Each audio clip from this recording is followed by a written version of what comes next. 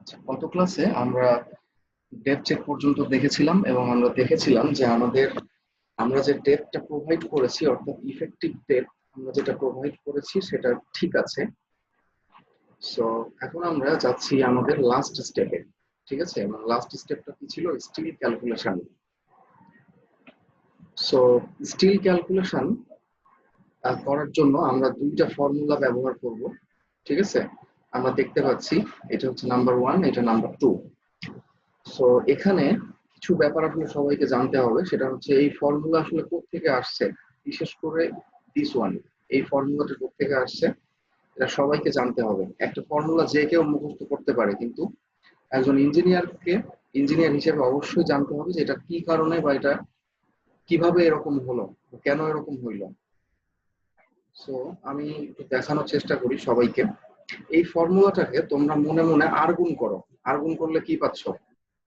mu is equal to phi as fy into d minus a by 2, right?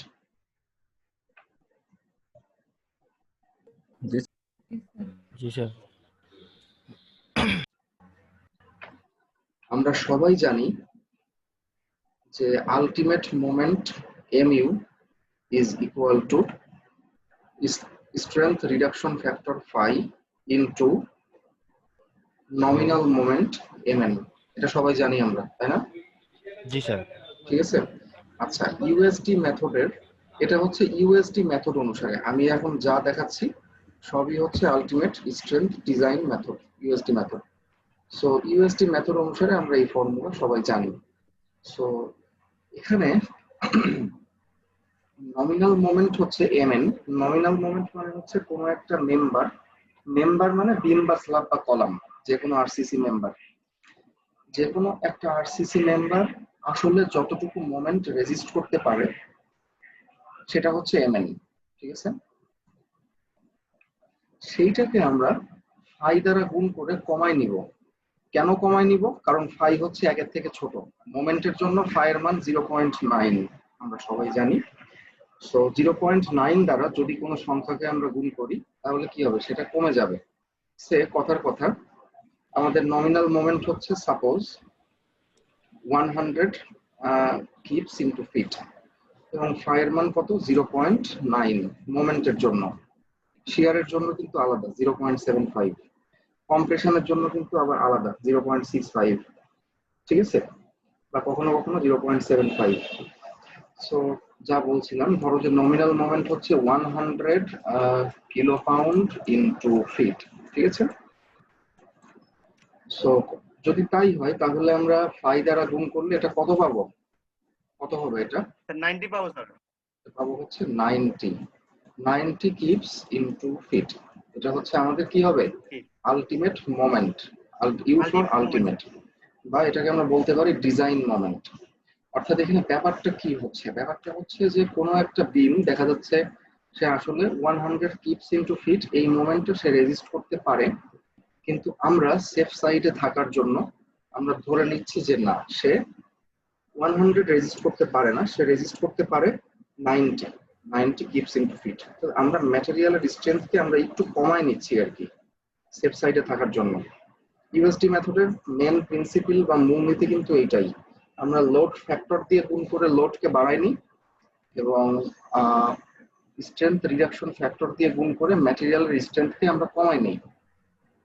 Okay, so basically এখান থেকে আসছে হচ্ছে আমাদের সেই ডেপ চেকের, সরি, স্টিল ক্যালকুলেশনের ফর্মুলা। আমি স্টিল ক্যালকুলেশনের ফর্মুলাটা আর গুণ করলে যা পাওয়া যায় সেটা আমি লিখছি হোয়াইট বোর্ডে।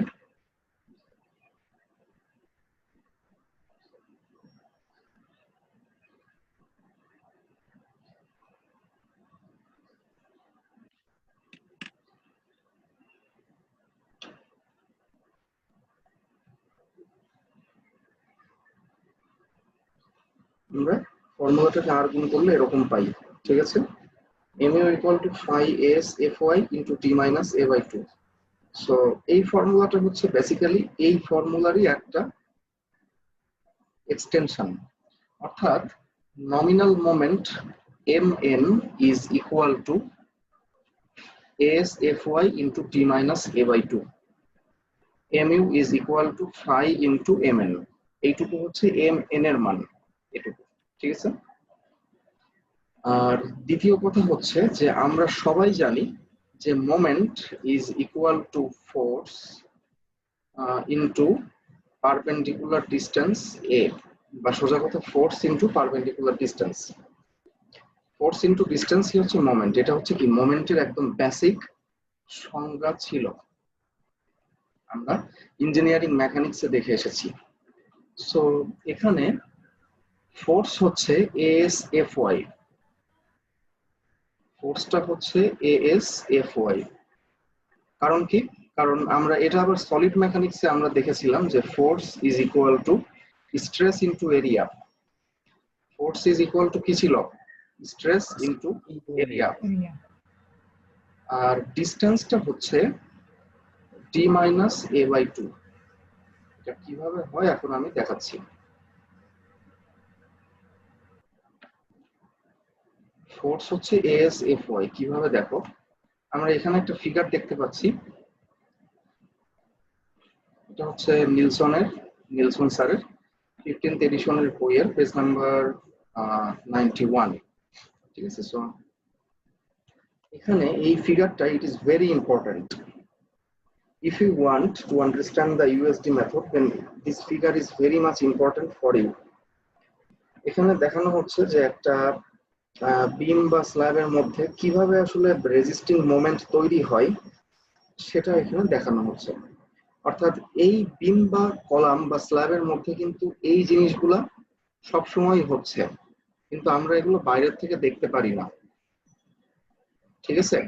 যেমন এখানে আমরা দেখছি এই ফিগারে একটা বিমের সাইড ভিউ, অর্থাৎ এই যে এই চিহ্ন মানে হচ্ছে এইদিকে অনেক দূর চলে গেছে আর কি বিমটারও। সো আমরা দেখছি বিমের সাইড ভিউ। সো আমরা জানি যে কনক্রিট কম্প্রেশন রেজিস্ট করে মেইনলি, আর স্টিল রেজিস্ট করে টেনশন। সো এইটা হচ্ছে কনক্রিটের স্ট্রেস ডিস্ট্রিবিউশন, বা কনক্রিটের কম্প্রেসিভ স্ট্রেস ডিস্ট্রিবিউশন হচ্ছে এইটা। এটা হচ্ছে একটা কার্ভ আমরা দেখতে পাচ্ছি। অর্থাৎ কনক্রিটের স্ট্রেস ডিস্ট্রিবিউশন বাস্তব জীবনে কিন্তু একটা কার্ভ বা কার্ভিলিনিয়ার, অর্থাৎ সেটা বক্ররেখার মতো করে ভ্যারি করে। যেমন এখানে এতটুকু, এইখানে সবচেয়ে বেশি এতটুকু। আবার বিমের, এটা হচ্ছে বিমের ডেপথ আর কি। আবার দেখো এটা হচ্ছে নিউট্রাল অ্যাক্সিস। নিউট্রাল অ্যাক্সিসের কাছাকাছি আসলে কিন্তু স্ট্রেসটা অনেক কম। আমরা নিউট্রাল অ্যাক্সিস থেকে যত বাইরে যাব তত স্ট্রেসটা বাড়তে থাকবে। আর এইটা হচ্ছে স্টিলের ফোর্স। এই যে স্টিলের টেনসাইল ফোর্সকে এভাবে দেখানো হয়েছে। সো স্টিলের স্ট্রেস যদি এফ এস হয়, তাহলে আমরা বলতে পারি যে force is equal to stress into area.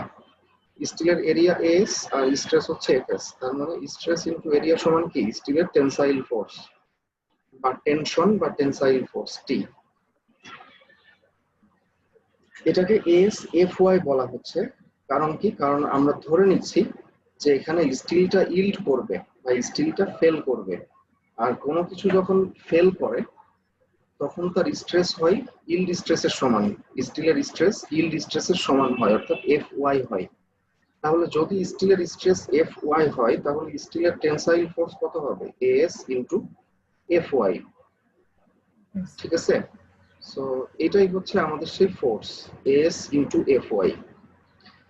আর এটা হচ্ছে এই যে টোটাল যে স্ট্রেস ব্লক আছে, এটাকে অনেক সময় বলা হয় স্ট্রেস ব্লক। এই টোটাল স্ট্রেস ব্লকের রেজাল্টেন্ট হচ্ছে সি, কনক্রিটের টোটাল কম্প্রেসিভ ফোর্স। এটা হচ্ছে alpha F C prime BC. So practically C এবং টি সবসময় সমান হয়। ঠিক আছে। সি এবং টি সবসময় একে অপরের সমান হয়। তাই আমরা বলতে পারি যে একটা আরসিসি মেম্বারের মধ্যে যে ফোর্স ডেভেলপ করে, সে কনক্রিট বা স্টিলের ফোর্স যেহেতু একই হয়, তাহলে এই ফোর্সের মান হচ্ছে এস এফ ও। এখন আমরা আসি এই ফিগারে। এইটা হচ্ছে, এই বাম দিকের ফিগারটা হচ্ছে অ্যাকচুয়াল রেক্ট্যাঙ্গুলার স্ট্রেস ডিস্ট্রিবিউশনস এট আলটিমেট লোড। মানে আলটিমেট লোডে অ্যাকচুয়াল স্ট্রেস ডিস্ট্রিবিউশনটা এরকম হয়। আর এইটাকে আমরা ইকুইভ্যালেন্ট রেক্ট্যাঙ্গুলার স্ট্রেস ডিস্ট্রিবিউশন ধরে নিই আমাদের সুবিধার জন্য। অর্থাৎ ইকুইভ্যালেন্ট রেক্ট্যাঙ্গুলার স্ট্রেস ডিস্ট্রিবিউশন হচ্ছে এইটা। অর্থাৎ এইটা অনেক কমপ্লেক্স, কারণ এই স্ট্রেস ডিস্ট্রিবিউশন চিন্তা করে যদি আমরা বাস্তব জীবনে ফর্মুলা বানাতে যাই তাহলে ফর্মুলাগুলো খুবই ডিফিকাল্ট হবে এবং খুবই কমপ্লেক্স হবে। ঠিক আছে, সো এইটাকে একটু সিম্পলিফাই করার জন্য আমরা এইটাকে অ্যাজিউম করি একটা আয়তক্ষেত্র হিসেবে। তাহলে দেখো, আয়তক্ষেত্র কিন্তু আসলে বাস্তব জীবনে এরকম হয় না, অরিজিনাল এরকম হয়, কিন্তু আমরা সিম্পলিফিকেশনের জন্য এরকম ধরে নিই। এখানে খুব একটা এরর আসে না, কারণ যেহেতু এসিআই কোড এটা সাজেস্ট করেছে আমাদের, এখানে এরর আসে খুবই সামান্য, বাট এটা আসলে নেগলেক্ট করা যায়। সো এখানে এই যে রেক্ট্যাঙ্গুলার স্ট্রেস ডিস্ট্রিবিউশন, এটাকে বলা হয় হচ্ছে স্ট্রেস ব্লক। আমরা যেটা দেখতে পাচ্ছি এটা হচ্ছে স্ট্রেস ব্লক, আর স্ট্রেস ব্লকের হাইট হচ্ছে স্মল এ। আমরা কিন্তু স্টিল ক্যালকুলেশনের ফর্মুলাতে স্মল এ দেখেছি, তাই না? স্মল এ কে কি বলা হবে তাহলে? আমরা কি বলবো? Depth of rectangular stress block বা depth of concrete stress block, stress block of concrete. সবাই মাথায় রাখবা।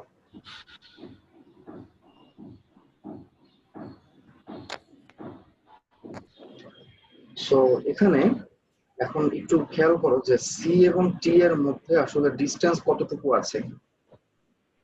সি এবং টি এর মধ্যে ডিস্টেন্সটা হচ্ছে ডি মাইনাস এ বাই 2। কারণ কি? কারণ দেখো, রেক্ট্যাঙ্গুলার স্ট্রেস ব্লকের যে রেজাল্টেন্ট সেটা অবশ্যই থাকবে কি রেক্ট্যাঙ্গেলের সেন্ট্রয়েডে, অর্থাৎ এ বাই 2 ডিস্টেন্সে, তাই না? আর এখান থেকে এইটার ডিস্টেন্স হচ্ছে ডি মাইনাস এ বাই 2, কারণ এখান থেকে এইটুকু হচ্ছে টোটালটা হচ্ছে ডি ইফেক্টিভ ডেপথ। তাহলে ডি থেকে যদি আমরা এ বাই 2 বাদ দিই তাহলে আমরা পাবো সি এবং টি এর মধ্যবর্তী ডিস্টেন্স। তাহলে ডিস্টেন্স হচ্ছে D minus A by 2। So এখান থেকে আসলে আমাদের এই ফর্মুলাটা আসছে।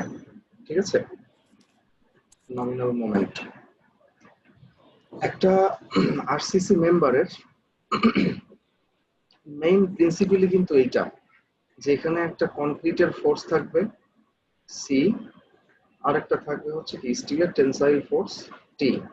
এই সি এবং টি মিলে একটা দ্বন্দ্ব তৈরি করবে, বা ইংলিশে বলা হয় কাপল।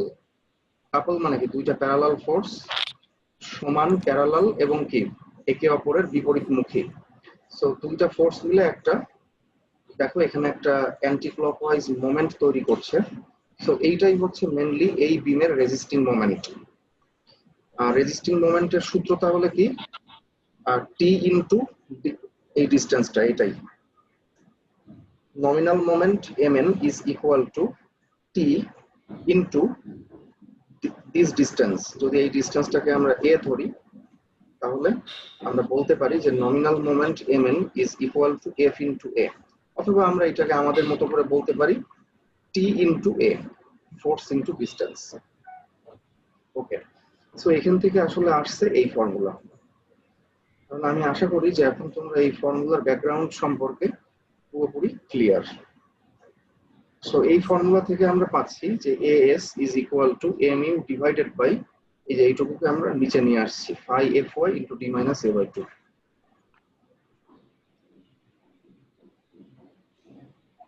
আর আরেকটা ফর্মুলা হচ্ছে A is equal to ASFY divided by 0.85 FC prime b। ঠিক আছে, এই দুইটা ফর্মুলার মধ্যে আমরা করব কি আইটারেশন করব।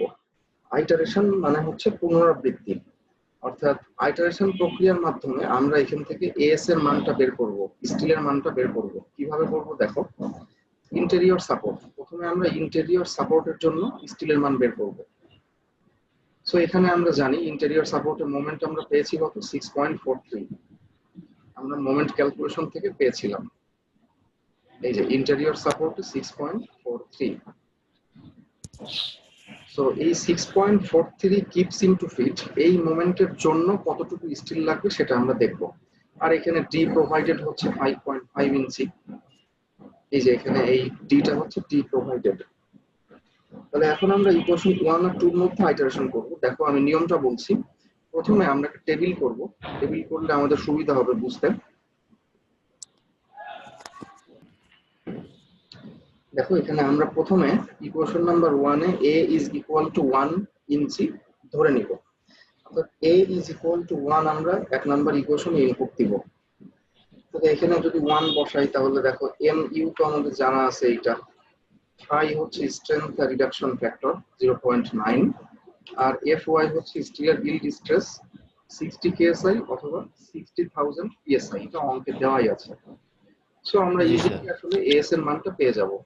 তাহলে a এর মান 1 বসায় এখানে as এর যে মানটা পাবো সেটা লিখবো হচ্ছে এখানে, এবং as এর এই মানটা আমরা বসাবো এখন 2 নাম্বার ইকুয়েশনে। তাহলে fy জানা আছে, আবার fc প্রাইম জানা আছে, b জানা আছে, তাহলে আমরা পেয়ে যাব a এর মানটা লিখবো এখানে। এর যে মানটা আমরা পাইলাম ইকুয়েশন নাম্বার 2 থেকে, এই মানটা আবার আমরা লিখবো কোথায়, সেকেন্ড রো এর শুরুতে এইখানে, এই একই মান। আর এখানে লেখা মানে কি, এখানে লেখা মানে হচ্ছে আমরা a এর মান ধরে নিচ্ছি কত এবার 0.42, তাহলে এই a এর মান 0.42 বসাতে হবে অবশ্যই এই ইকুয়েশনে। আমরা দেখেই বুঝতে পারছি এই ইকুয়েশনে জি ডান স্যার। পক্ষে বসাতে হবে। আর অন্য মানগুলো তো আগের মতোই, তাহলে আমরা আরেকটা as পাবো, সেই as টা আমরা বসাচ্ছি এখানে, এবং এই এক নাম্বার ইকুয়েশন থেকে এই প্রাপ্ত as ঠিক আগের মতো আবার বসাবো 2 নাম্বার ইকুয়েশনে, এবং এখান থেকে আমরা যে a পাবো সেটা হচ্ছে এত। এখন এর পরের স্টেপ কি হবে, আমরা এইটা লিখবো আবার এখানে, অর্থাৎ এক নাম্বার ইকুয়েশনে বসাবো হচ্ছে 0.397, আবার ওখান থেকে যে জি as পাবো ওটা লিখবো এখানে, এবং as 2 নাম্বার ইকুয়েশনে বসায় যে a পাবো সেটা লিখবো এখানে। সো এটা হচ্ছে থার্ড ট্রায়াল। বাট দেখো আইটারেশনের নিয়ম হচ্ছে যে তখনই আইটারেশনটা শেষ হবে যখন এই দুইটা ভ্যালু একই হবে বা মিলে যাবে। এখানে কি দুইটা ভ্যালু মিলেছে? মিলে নাই, কিন্তু এই দুইটা না স্যার, ভ্যালুর মধ্যে আসলে বা স্যার ডিফারেন্স কাছাকাছি। খুবই নগণ্য। এটা তোমরা ক্যালকুলেটরে দেখতে পারো, এটা দশমিকের পর 0.023, মানে এটা আসলে নেগলিজিবল। সো এখানে আমরা আইটারেশনটা শেষ করতে পারি, আর একটা ট্রায়াল দিয়ে এটা একদম মিলে যাবে, আর দরকার নেই। সো আমরা এখানেই শেষ করি। তাহলে আমাদের আইটারেশনের যে আউটপুট সেটা আসলে কি, depth of concrete stress block small a is equal to 0.397 inch and steel area as is equal to 0.27 inch square per feet। এই দুইটা হচ্ছে আমাদের আউটপুট, এই দুইটা। সো এখানে দেখো পার ফিট কেন লিখছি আমরা, পার ফিট লিখছি এ কারণে, কারণ স্ল্যাবটা আমরা ডিজাইন করেছিলাম 1 ফিট স্ট্রিপ ধরে, তাই না? আমি আগের দিন এটা সম্ভবত বুঝিয়েছিলাম ভালোভাবে, যে একটা 1 ওয়ে স্ল্যাব বা 2 ওয়ে স্ল্যাব আমরা ডিজাইন করি 1 ফিট স্ট্রিপ নিয়ে, সেজন্য জি স্যার। এখানে বলা হচ্ছে পার ফিট। প্রতি ফিটে এত ইঞ্চি স্কোয়ার স্টিল এরিয়া প্রোভাইড করতে হবে। এখানে একটা জিনিস দেখো, ইন্টারেস্টিং জিনিস, যে তোমরা নিউমেরিক্যাল অ্যানালাইসিসে হয়তো দেখে আসছো, নিউমেরিক্যাল টেকনিকে যে কিভাবে আইটারেশন করতে হয়। আইটারেশনে প্রথমে আমরা ধরলাম 1, দ্বিতীয় ধাপে এসে সেই 1টা হচ্ছে আরেকটু সংশোধন হয়ে গেল কত 0.42, তৃতীয় ধাপে এসে ওইটা আবার সংশোধন হয়ে কত হইল 0.397। এটা আস্তে আস্তে সংশোধন হয়, আমরা যতবার ট্রায়াল দিব তত এটা অ্যাকুরেট হবে আর কি। জি স্যার। তাহলে আমরা এএস পেয়ে গেলাম, এখন আমরা বের করব যে এই এএস এর জন্য কতটুকু স্টিল দিতে হবে সেটা। চলো আমরা ধরে নেই যে লেটস প্রোভাইড 12 মিলিমিটার ফাইবার, অর্থাৎ 12 মিলিমিটার ডায়ার বার আমরা এখানে প্রোভাইড করব, অর্থাৎ 4 নাম্বার বার, বা এটাকে অনেক সময় আগে বলা হতো 4 সুতা রড। ঠিক আছে, 4 নাম্বার বারের ডায়ামিটার কত 4/8 ইঞ্চি বা 0.5 ইঞ্চি, আমরা ওই বারটা এখানে প্রোভাইড করব।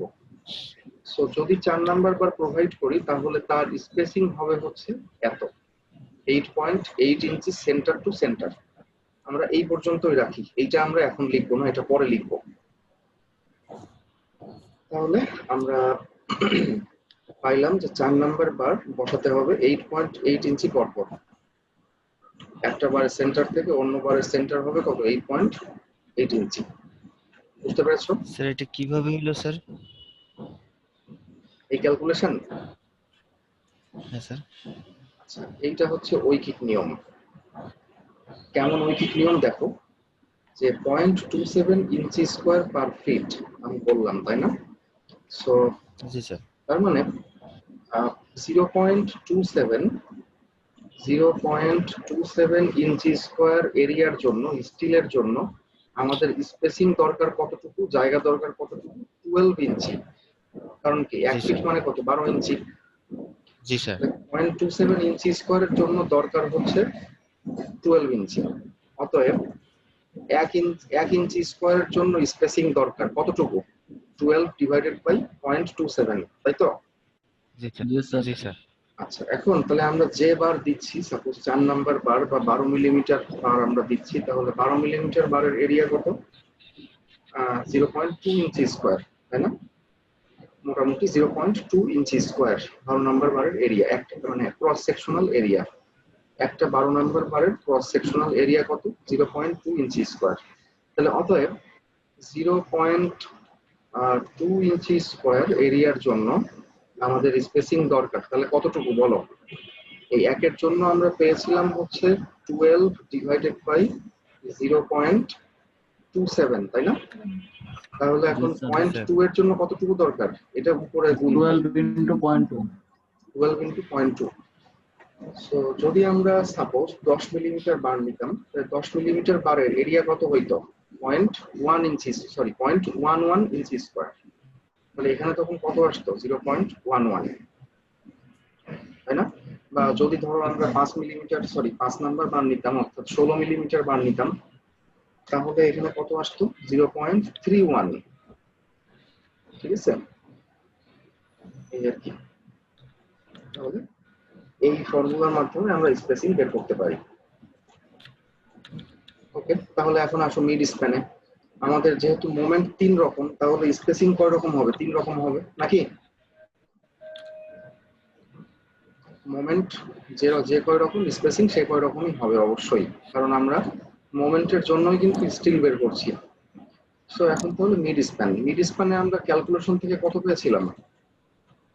মিড স্প্যানে আমরা পেয়েছিলাম মোমেন্ট 4.13 কিপস ফিট। ঠিক আছে, তাহলে 4.13 কিপস ফিট। এখন দেখো, এখন আর আইটারেশন করার দরকার নাই। This is the interesting part, যে এখন আর বারবার আইটারেশন করার প্রয়োজন নাই। আমরা আইটারেশন করব শুধুমাত্র একবার, এবং এখান থেকে আমরা যে ফাইনালি যে এ এর যে মান পাবো, স্মল এ, এই স্মল এ এর মানটাই আমরা পরবর্তীতে আর কি ধরে নিব। অর্থাৎ আমরা পরবর্তী স্টেপে ধরে নিব যে স্মল এ এর মান হচ্ছে 0.397। দেখো, এটা কিন্তু আসলে 100% অ্যাকুরেট কোনো প্রসিডিওর না, কারণ এমইউ এর মান 4.13 যদি তুমি এইটা ধরো, তাহলে কিন্তু এখানে এ এর মানটা কিন্তু একটু হলেও কিন্তু ভ্যারি করবে, তাই না? হুবহু কিন্তু এটা আসবে না। সো ওইটা আসলে নেগলিজিবল। ঠিক আছে, ওই ভ্যারিয়েশনটা আমরা নেগলেক্ট করতে পারি। সো আমরা এ এর মান ধরে নিচ্ছি 0.397। তাহলে তো আর এখন তাহলে একবারে আমরা মানটা পেয়ে যাব। তাহলে এ এর মান এখানে বসাই দিলে বাকি সব মান আমাদের জানা আছে, তাহলে আমরা ডিরেক্টলি এএস এর মানটা পেয়ে যাচ্ছি। এবং মিড স্প্যানের জন্য এএস এর মান কত? 0.17 ইঞ্চি স্কোয়ার পার ফিট। এটা বুঝতে পেরেছো সবাই? জি স্যার। Yes, sir. এবং দেখো 12 মিলিমিটার বারের জন্য ঠিক আগের মতো আমরা স্পেসিং বের করলাম কত? 14.1 ইঞ্চি সেন্টার টু সেন্টার।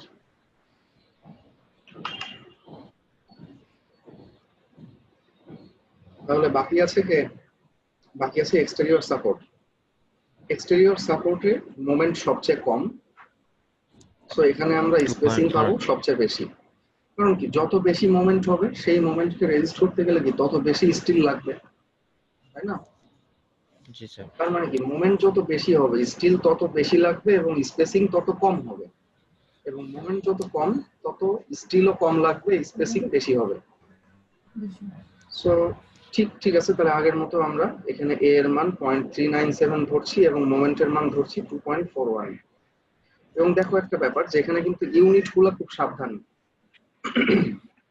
কারণ যখন ভাগ হচ্ছে, ভাগ হওয়া মানে কিন্তু উপরে এবং নিচে ইউনিট থাকতে হবে কনসিস্টেন্ট একই রকম। যেমন এখানে কিন্তু এটা আছে ইঞ্চিতে, আবার এটাও আছে ইঞ্চিতে। তাহলে এই 60 কিসে আছে? কেএসআই, অর্থাৎ kilo pound per square inch. তাহলে সবকিছু এখানে ইঞ্চিতে আছে, কিলো পাউন্ড এবং ইঞ্চিতে আছে। দ্যাট মিনস এখানে কিন্তু তুমি সরাসরি এটা বসাতে পারছো না। এখানে কি করতে হবে 2.41 কিপস ইনটু ফিট, তাহলে এটাকে কিসে আনতে হবে কিপস ইনটু ইঞ্চি, তাহলে সে কারণে আমরা 12 দিয়ে গুণ দিলাম। এটা খুবই সাবধান, ঠিক আছে। আবার দেখো একই কথা প্রথম স্টেপের জন্য ঠিক, যেমন এ এর মান তুমি বসাচ্ছ এখানে 1, তাই না? সো এখানে 1 ইঞ্চি বসাচ্ছ, তাহলে এখানে এফ ওয়াই এর মান তুমি কত বসাবা? যদি তুমি 60 বসাও তাহলে উপরে এই মানটাকে গুণ করতে হবে 12 দিয়ে। আর যদি তুমি এখানে বসাও 60,000 অর্থাৎ 60,000 পিএসআই, তার মানে পাউন্ড ইঞ্চি, পাউন্ড এবং ইঞ্চিতে আনতে হবে, তখন আবার কিন্তু গুণ হবে একবার 1000 দিয়ে আর একবার কিন্তু 12 দিয়ে। সো জিনিসগুলো একটু কেয়ারফুল, যদি উপরে পাউন্ড থাকে তাহলে নিচেও পাউন্ড থাকবে, ঠিক আছে? কথা বুঝতে পারছো? Okay sir. আচ্ছা, তো ঠিক আছে, তাহলে আমরা এক্সটেরিয়র সাপোর্টের স্পেসিং পেলাম 24 ইঞ্চি সেন্টার টু সেন্টার, এটা এখানে আমরা রেখে দিব। এরপরের স্টেপ হচ্ছে আমরা শ্রিঙ্কেজ স্টিল এখন বের করব। শ্রিঙ্কেজ স্টিল বা ডিস্ট্রিবিউশন স্টিল বা টেম্পারেচার স্টিল একই কথা। সো এটা হচ্ছে 0.0018 বিটি। এটার রেফারেন্স আমি দেখো দিয়ে দিয়েছি এখানে, পেজ নাম্বার 385। আমরা দেখতে পাচ্ছি পেজ নাম্বার 385 এ একটা টপিকস আছে টেম্পারেচার এন্ড শ্রিঙ্কেজ রিইনফোর্সমেন্ট। এই টপিকসটা তোমরা সবাই এই বই থেকে পড়বা।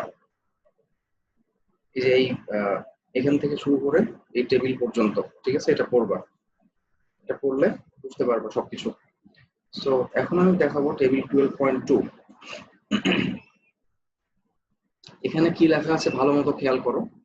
মিনিমাম রেশিও, রেশিও মানে স্টিল রেশিও বা reinforcement ratio of temperature and shrinkage reinforcement in slabs based on gross concrete area. আমরা সবাই জানি যে বিম ডিজাইনের সময় আমরা দেখে আসছিলাম যে steel ratio rho is equal to স্টিলের area AS divided by B into D. এটা সবার মনে পড়ে? জি স্যার। জি স্যার। এটাকে আমরা আর গুণ করলে কি পাবো? স্টিলের area is equal to reinforcement ratio into B into D, তাই না?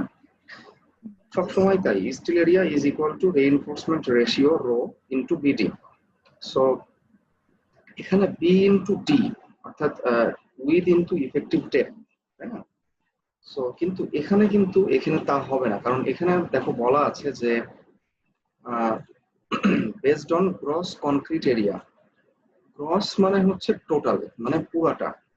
দ্যাট মিনস ধরো যে কোনো একটা বিমের সেকশন হচ্ছে বা কোনো একটা স্ল্যাবের সেকশন হচ্ছে এরকম, ঠিক আছে, এখানে স্টিল আছে, তাহলে এইটা হচ্ছে সেকশন, তার টোটাল থিকনেস বা ডেপথ হচ্ছে স্মল টি আর তার উইথ হচ্ছে কত স্মল বি। তাহলে দেখো যে ক্রস কনক্রিট এরিয়া বলতে তোমরা কি বুঝবা? তাহলে টোটাল ক্রস সেকশনাল এরিয়া। তাহলে এখানে টোটাল ক্রস সেকশনাল এরিয়া আসলে কত? আয়তক্ষেত্রের এরিয়া কত হয়? দৈর্ঘ্য ইনটু প্রস্থ অর্থাৎ বি ইনটু টি। এটা কি ক্রস কনক্রিট এরিয়া বা টোটাল ক্রস সেকশনাল এরিয়া। তাহলে এই টেবিল থেকে আমরা যে রো পাবো সেটা কিন্তু আসলে ক্রস কনক্রিট এরিয়ার উপরে ভিত্তি করে হবে। তার মানে আমরা এখানে ফর্মুলাটা কি লিখতে পারি? এস এর ফর্মুলা এখানে কত হবে বলো তো? মানে স্পেশালি এই ক্ষেত্রে এস এর ফর্মুলা কত হবে? Rho B into B into কত টি হবে, ঠিক আছে, স্পেশালি এই ক্ষেত্রে। তাহলে এখন আমরা রো এর মানটা বের করব। দেখো যে এখানে বলা আছে যে slabs where grade 40 or 50 deformed bars are used, যেখানে 40 গ্রেড অথবা 50 গ্রেডের ডিফর্ম রিইনফোর্সমেন্ট ব্যবহৃত হবে সেখানে রো এর মান হবে 0.0020।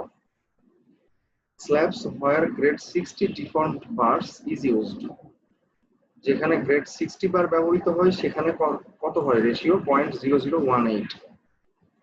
আর যেখানে slabs where reinforcement with yield strength exceeding 60,000 psi, exceeding মানে অতিক্রম করে, তার মানে 60,000 psi এর চেয়ে বেশি yield strength এর স্টিল যদি ব্যবহৃত হয় স্ল্যাব কনস্ট্রাকশনে, তাহলে সেই স্ল্যাবের জন্য temperature and shrinkage reinforcement ratio কত হবে?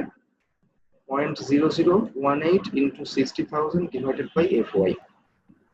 কথার কথা সে যদি আমাদের এই ওয়ান ওয়ে স্ল্যাবে 60,000 PSI স্টিল ব্যবহৃত না হয়ে যদি ধরো যে এখানে সাপোজ 72,000 PSI স্টিল ব্যবহৃত হইতো, তাহলে এখানে আমরা এই temperature and shrinkage reinforcement ratio কত লিখতাম? 0.0018 ইন্টু 60,000 ডিভাইডেড বাই 72,000, অর্থাৎ 0.0015, তাই তো নাকি? উপরের 60,000 ওইভাবেই থাকবে না স্যার, শুধু নিচে ওইটা চেঞ্জ হবে। রাইট, শুধু নিচেরটা চেঞ্জ হবে কারণ ওটা হচ্ছে কনস্ট্যান্ট, ঠিক আছে? 0.0015 হতো কিন্তু সেক্ষেত্রে, বা এখানে ইল ডিসটেন্স যা হয় এখানে তাই বসবে। বা যদি আমাদের স্ল্যাবে গ্রেড 40 বা গ্রেড 50 স্টিল ব্যবহৃত হইতো তাহলে 0.0020 হইতো, কিন্তু আমাদের কি গ্রেড 60 স্টিল ব্যবহৃত হচ্ছে, সেই কারণে 0.0018। সো এইটা তোমরা ভালো মতো মাথায় রাখবা। ওকে, তাহলে আমাদের ক্ষেত্রে কত হবে? রো বিটি, that means 0.0018 B into T. তাহলে এই ফর্মুলা কোথা থেকে আসছে এখন সবাই ক্লিয়ার? জি স্যার। ওকে, তাহলে বি এর মান হচ্ছে 12 ইঞ্চি। আমরা 1 ফিট স্ট্রিপ নিয়ে ডিজাইন করছি, তাই বি এর মান 12 ইঞ্চি বা 1 ফিট। আর টি হচ্ছে টোটাল স্ল্যাব থিকনেস, আমরা প্রথম স্টেপে পেয়েছিলাম 6.5 ইঞ্চি। ওকে, তাহলে আমরা শ্রিঙ্কেজ স্টিল পেয়ে গেলাম এত ইঞ্চি স্কয়ার পার ফিট। তোমরা যখন বিম ডিজাইন করেছো তখন বিমের রিইনফোর্সমেন্ট বা স্টিলের এরিয়া কিন্তু তোমরা শুধু ইঞ্চি স্কয়ারে বের করেছো, আমি জানি না মনে আছে কিনা, অর্থাৎ এত ইঞ্চি স্কয়ার। তাকে তোমরা হচ্ছে স্টিলের এরিয়া দিয়ে ভাগ দিয়ে এত নস, 4 নস বা 8 নস, ঠিক আছে? কিন্তু এখানে কিন্তু তোমরা কোনো অবস্থাতেই তা করবা না বা করতে পারবা না, কারণ আমরা বিম ডিজাইন করছিলাম কি পুরো সেকশন নিয়ে, কিন্তু স্ল্যাব কি আমরা টোটাল স্ল্যাব নিয়ে ডিজাইন করছি? মাত্র 1 ফিট স্ট্রিপ নিয়ে ডিজাইন করছি। সো সে কারণে এখানে পার ফিট এটা অবশ্যই আসবে। বিম বা কলামের স্টিল আসে হচ্ছে ইঞ্চি স্কয়ারে, আর স্ল্যাবের স্টিল আসে ইঞ্চি স্কয়ার পার ফিটে। ওকে, তাহলে 12 মিলিমিটার বার ব্যবহার করলে এর স্পেসিং হবে ঠিক আগের মতো করে 17.1 ইঞ্চি, ঠিক আছে? সো এখন যেটা করতে হবে সেটা হচ্ছে লাস্ট স্টেপ, ম্যাক্সিমাম স্পেসিংটা এখন বের করতে হবে। আমরা যে স্ল্যাবটা ডিজাইন করছি সেই স্ল্যাবের ম্যাক্সিমাম স্পেসিং কত? ওয়ান ওয়ে স্ল্যাবের মেইন বারের জন্য ম্যাক্সিমাম স্পেসিং একরকম, ডিস্ট্রিবিউশন এন্ড শ্রিঙ্কেজ বারের জন্য আরেক রকম। মেইন বারের জন্য হচ্ছে 3T or 18 inch. Less than equal এই চিহ্নটার অর্থ হচ্ছে যে 3T এবং 18 ইঞ্চি এই দুইটার মধ্যে যেটা ছোট হবে সেইটাই হবে মেইন বারের ম্যাক্সিমাম স্পেসিং। আর যদি এখানে গ্রেটার দেন ইকুয়াল থাকতো তার মানে এই দুইটার মধ্যে যেটা বড় হবে সেটা। সো টি মানে স্ল্যাবের থিকনেস, তাহলে আমাদের স্ল্যাবের থিকনেস কত? 6.5 ইঞ্চি। এখানে যদি আমরা বসাই তাহলে আমরা 3T সমান পাবো হচ্ছে এত। তাহলে এখন তোমরাই বলো যে এই দুইটার মধ্যে কোনটা ছোট? 18 ইঞ্চি। 18 ইঞ্চি ছোট, তাই আমরা 18 ইঞ্চি নিব। ম্যাক্সিমাম স্পেসিং হচ্ছে 18 ইঞ্চি। যদি এইটা ছোট হইতো তাহলে এইটা নিতাম। আর ডিস্ট্রিবিউশন বারের জন্য হচ্ছে 5T অর 18 ইঞ্চি। এই দুইটার মধ্যে অবশ্যই 18 ইঞ্চি ছোট হবে, তাই আমরা 18 ইঞ্চি নিলাম। অর্থাৎ মেইন বারের এবং ডিস্ট্রিবিউশন বারের স্পেসিং কোনো অবস্থাতেই 18 ইঞ্চি এর বেশি হওয়া যাবে না, according to the ACI code. So 18 ইঞ্চি সর্বোচ্চ হতে পারবে। এখন তাহলে আমরা সমস্ত স্পেসিং গুলা একটু ফাইনালাইজ করব। দেখো, ইন্টেরিয়র সাপোর্টে আমরা পেয়েছিলাম 8.8 ইঞ্চি, এটাকে আমরা 8 ইঞ্চি করলাম। স্পেসিং কে সাধারণত রাউন্ড ডাউন করা হয়, ঠিক আছে, কমানো হয় আর কি। সো এটাকে আমরা 8 ইঞ্চি লিখলাম। দেখো এটা কিন্তু ম্যাক্সিমাম স্পেসিং নিয়ে কোনো সমস্যাই নাই, কারণ এটা ম্যাক্সিমাম স্পেসিং থেকে অনেক কম আছে। ওকে, আচ্ছা। সো মিড স্প্যানে 14.1 ইঞ্চি, এটা কিন্তু ম্যাক্সিমাম স্পেসিং থেকে কম আছে। সো কোনো সমস্যা নেই, এটা আমরা রাখতে পারি, কিন্তু আমরা একটু কমাই দিলাম, ঠিক আছে? 14 ইঞ্চি কমাচ্ছি কেন? কারণ এইটা আসলে প্র্যাকটিক্যাল ফিল্ডে আসলে অসম্ভব। এত অ্যাকুরেসি কখনো মেনটেন করা যায় না, আর মেনটেন করার দরকারও নাই, সো আমরা একটু কমাতেই পারি। এখানেও একই কথাই প্রযোজ্য। সো এরপর দেখো এক্সটেরিয়র সাপোর্টে আসছে 24 ইঞ্চি। দেখো এটা কিন্তু ম্যাক্সিমাম স্পেসিং থেকে বেশি। সো যদি কোনো স্পেসিং আমরা ম্যাক্সিমাম স্পেসিং থেকে বেশি পেয়ে থাকি, তাহলে আমরা সেটা কি করব, কখনোই দিব না, সেটা আমরা কমায় কত লিখবো, ম্যাক্সিমাম স্পেসিংটা লিখবো 18 ইঞ্চি। ওকে, শ্রিঙ্কেজ স্টিলের এখানে স্পেসিং পেয়েছি 17 ইঞ্চি। এটা কিন্তু দেখো ম্যাক্সিমাম 18 ইঞ্চি থেকে কম আছে, তাই কোনো সমস্যা নাই। এটাকে আমরা এরকমও রাখতে পারি, আবার চাইলে আমরা এটাকে একটু কমায় আনতে পারি। সো আমরা কি করবো, আমরা এটাকে একটু কমায় আনবো। কারণটা হচ্ছে এরকম যে প্র্যাকটিক্যাল ফিল্ডে সাধারণত 17 ইঞ্চি এরকম স্পেসিং থেকে 16 ইঞ্চি এটা বেশি প্রেফার করা হয়। ঠিক আছে, এটা হচ্ছে জাস্ট মানে কনভেনশনাল কিছু নিয়ম আর কি, যে 1 ফিট 4 ইঞ্চি অর্থাৎ 16 ইঞ্চি বা 8 ইঞ্চি 12 ইঞ্চি এরকম স্পেসিং হলে সেগুলো মেনটেন করা ইজি হয়। ওকে, তাহলে আমরা সমস্ত স্পেসিং ফাইনালাইজ করে ফেললাম। ঠিক আছে, সো এখন আমরা যেটা করব সেটা হচ্ছে আমরা এই স্টিলগুলোকে স্ল্যাবের মধ্যে আমরা বসিয়ে দিব বা প্লেসমেন্ট করে দিব, অর্থাৎ reinforcement detailing of one way slab. এখন ওয়ান ওয়ে স্ল্যাবের রিইনফোর্সমেন্ট ডিটেইলিং এটা দুইটা মেথডে করা যায়, একটা হচ্ছে স্ট্রেট বার মেথড আর একটা হচ্ছে বেন্ট বার মেথড। বেন্ট মানে বাঁকানো। সো এর রেফারেন্স দেওয়া আছে এখানে, দেখো পেজ নাম্বার 207। তাহলে আমরা একটু দেখি।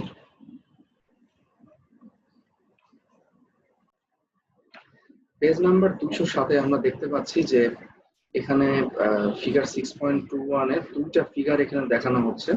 এটা হচ্ছে স্ট্রেট বার মেথড আর এইটা হচ্ছে বেন্ট বার মেথড। ঠিক আছে, সো আমরা যখন টু ওয়ে স্ল্যাব ডিজাইন করব সেখানে আমরা বেন্ট বারের সঙ্গে আমাদের পরিচয় হবে।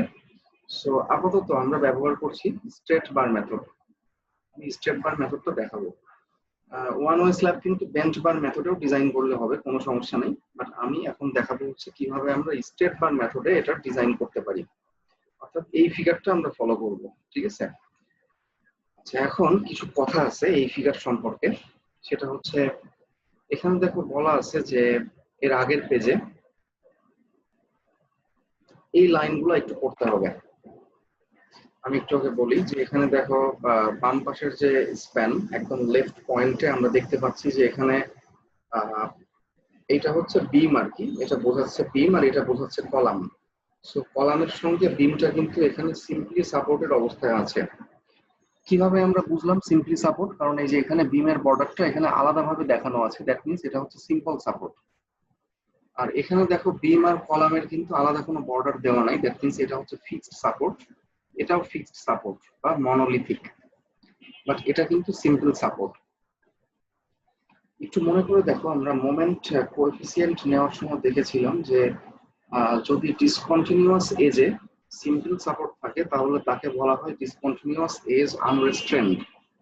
সো এখানে কিন্তু ডিসকন্টিনিউয়াস এজটা আনরেস্ট্রেন্ড অবস্থায় আছে। আনরেস্ট্রেন্ড মানে সিম্পল সাপোর্ট। সো তার জন্য এখানে দেখানো হয়েছে স্টিল প্লেসমেন্ট।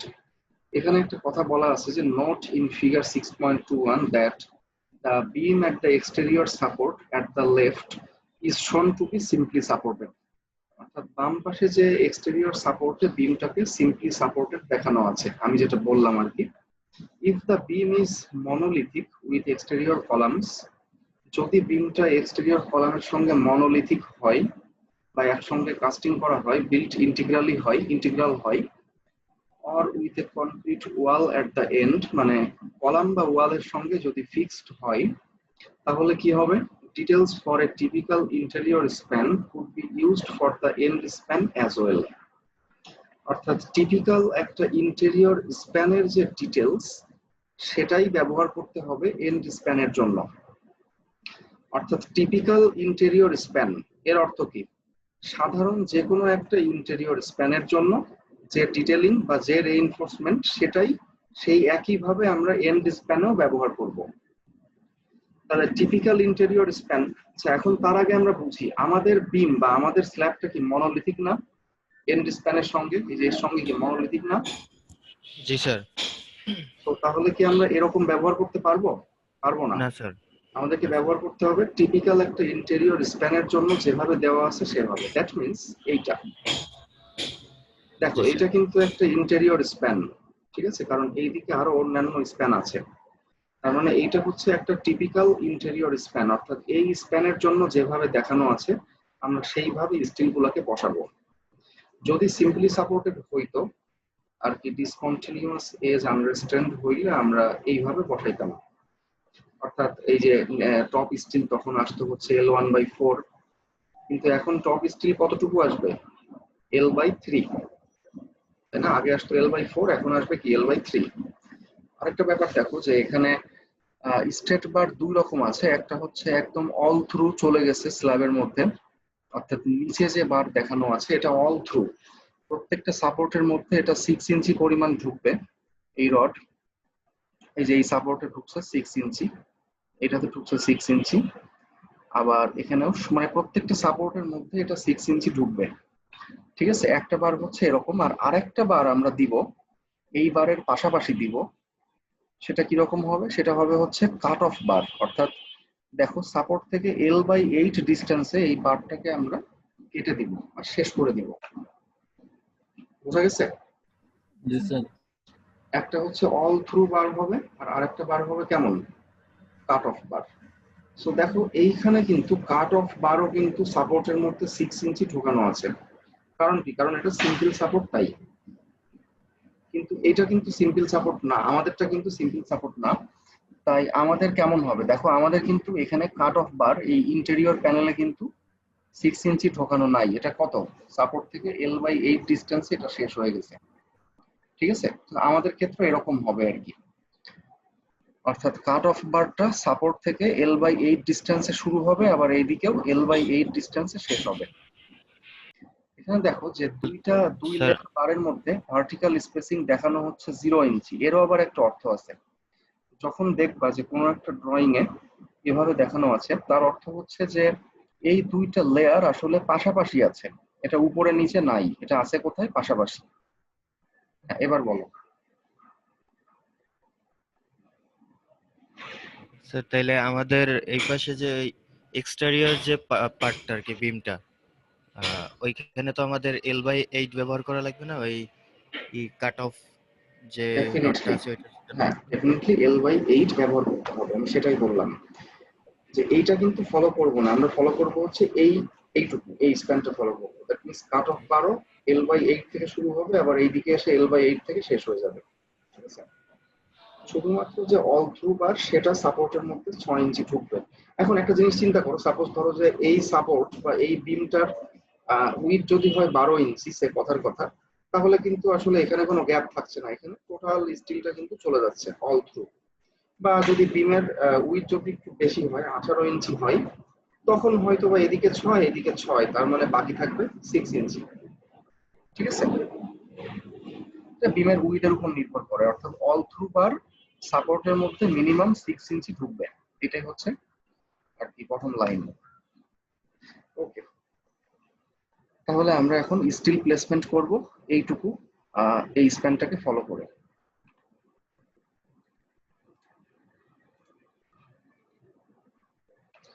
আচ্ছা দেখো, সবার আগে আমরা যেটা করব সেটা হচ্ছে আমাদের যে স্ল্যাবের যে দুইটা স্প্যান ছিল সেই দুইটা স্প্যান আগে আমরা ড্র করব। অর্থাৎ এই যে আমাদের স্ল্যাবের দুইটা স্প্যান, দুইটা হচ্ছে 15 ফিট, আগে আমরা এইটা ড্র করব। ড্র করার পর আসো আমরা এক এক করে এখন স্টিল প্লেসমেন্ট করা শুরু করব, ঠিক আছে। সাপোজ ধরো যে প্রথমে আমরা এইটা বসাবো, এই যে টপ স্টিল সাপোর্টের মধ্যে 6 ইঞ্চি আমরা এটা প্রবেশ করাবো, এবং সাপোর্টের বাইরে এটা আসবে কতটুকু? L/3 পর্যন্ত, তাই তো নাকি? জি স্যার। এই যে L/3 পর্যন্ত এটা আসবে। আমাদের ক্ষেত্রে L হচ্ছে 15 ইঞ্চি, তাহলে 15কে 3 দিয়ে ভাগ করলে কত হয়? 5। 5 আমাদের ইঞ্চি। ক্ষেত্রে 5 ফিট 2 পর্যন্ত এটা আসবে। ওকে ফাইন, তাহলে এটার স্পেসিং কত? 18 ইঞ্চি সেন্টার টু সেন্টার। এটা হচ্ছে এক্সটেরিয়র সাপোর্ট, কারণ এই সাপোর্টটা কিন্তু বাইরের সাপোর্ট বা এক্সটেরিয়র সাপোর্ট। আর এক্সটেরিয়র সাপোর্টে আমরা স্টিল ক্যালকুলেশন থেকে স্পেসিং পেয়েছিলাম কত? এই দেখো 18 ইঞ্চি, এটা হবে 18 ইঞ্চি সেন্টার টু সেন্টার, অর্থাৎ পাশাপাশি এভাবে বসতেই থাকবে একটার পাশে একটা। যে এটা কিন্তু ক্রস সেকশন, ঠিক আছে, অর্থাৎ দেখো এই বারের ওইদিকে কিন্তু আরেকটা আছে, আবার এই বরাবর ওইদিকে আরো আছে 18 ইঞ্চি পর পর। এভাবে স্ল্যাবটা যত বড় মানে যত বেশি লেন্থ হবে সেই লেন্থ জুড়ে এভাবে পাশাপাশি কিন্তু বসতেই থাকবে স্টিল গুলা, ঠিক আছে না? আচ্ছা, আবার দেখো এখানেও সেম, এই যে এইটাও এক্সটেরিয়র সাপোর্ট, তাই এখানেও হচ্ছে সেম ভাবে স্টিল বসবে এবং এটার স্পেসিংও সেম হবে। তাহলে এখন আমরা আসি ইন্টেরিয়র সাপোর্টে। ইন্টেরিয়র সাপোর্টে আমরা আইটারেশন থেকে পেয়েছিলাম কত, 8 ইঞ্চি সেন্টার টু সেন্টার। এই দেখো এটা হচ্ছে ইন্টেরিয়র সাপোর্ট। তাহলে ইন্টেরিয়র সাপোর্ট বরাবর আমরা টপ স্টিল বসাবো। আমরা সবাই জানি যে সাপোর্টে সবসময় টপ স্টিল বসে। টপ স্টিল আমরা বসাবো কত, 8 ইঞ্চি সেন্টার টু সেন্টার এই ডিসটেন্সে, ঠিক আছে? ওকে, এবং এইগুলোও কিন্তু সেম, দেখো এইগুলোও কিন্তু L/3 পরিমাণ বাইরে আসবে সাপোর্টের থেকে, L/3, অর্থাৎ আমাদের ক্ষেত্রে 5 ফিট। ওকে, ঠিক আছে, তাহলে টপ স্টিল হয়ে গেল। এখন হচ্ছে বটম স্টিল। আর বটম স্টিল মানে কি, মিড স্প্যানের স্টিল, কারণ মিড স্প্যানে আসে পজিটিভ মোমেন্ট এবং সেই পজিটিভ মোমেন্টের জন্য যে স্টিলটা পাই সেটাই হচ্ছে বটম স্টিল। স্পেসিং কত হবে, 14 ইঞ্চি সেন্টার টু সেন্টার, ঠিক আছে?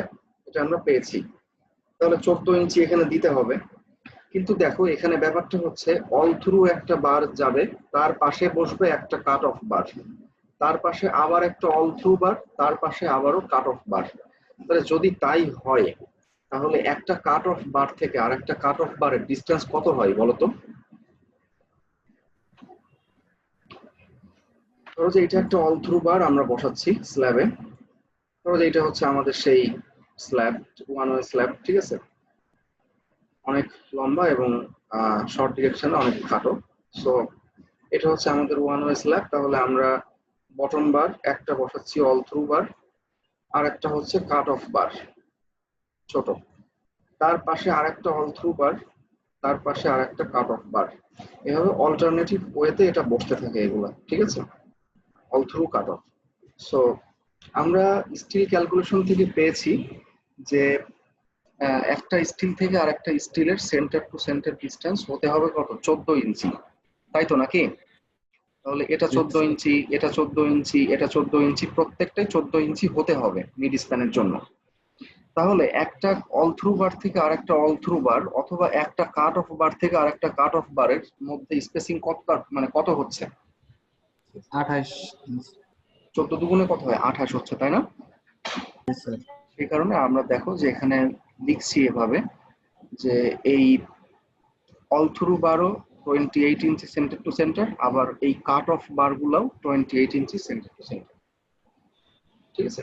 তাহলে আমরা আমাদের যে 14 ইঞ্চি যেটা আমাদের দরকার ছিল সেটা আমরা পেয়ে গেলাম। সমস্যা আছে কারোর? না স্যার। ওকে, তাহলে আমরা দেখাই দিব যে এই দুটার মধ্যে ভার্টিক্যাল স্পেসিং 0, এটা দেখাতে ভুলো না, কারণ এটা না দেখালে আমি বুঝবো যে এইটা এই লেয়ারের উপরে আছে আবার এই লেয়ার, যা কখনোই ঠিক না, কারণ এই দুইটা পাশাপাশি আছে। যেহেতু এটা একটা ক্রস সেকশনাল ভিউ, পাশাপাশি বার তো আর দেখানো সম্ভব না, তাই না? পাশাপাশি বার থাকলে আমরা দেখতে পাবো আসলে একটা লেয়ারই। সো এটা দেখানোর সুবিধার্থে এটা উপরে নিচে দেখানো হচ্ছে। ওকে, ভেরি ফাইন। তাহলে অল থ্রু বার সাপোর্টের মধ্যে সবসময় 6 ইঞ্চি ঢুকবে প্রত্যেকটা সাপোর্টের মধ্যে, এখানেও তাই।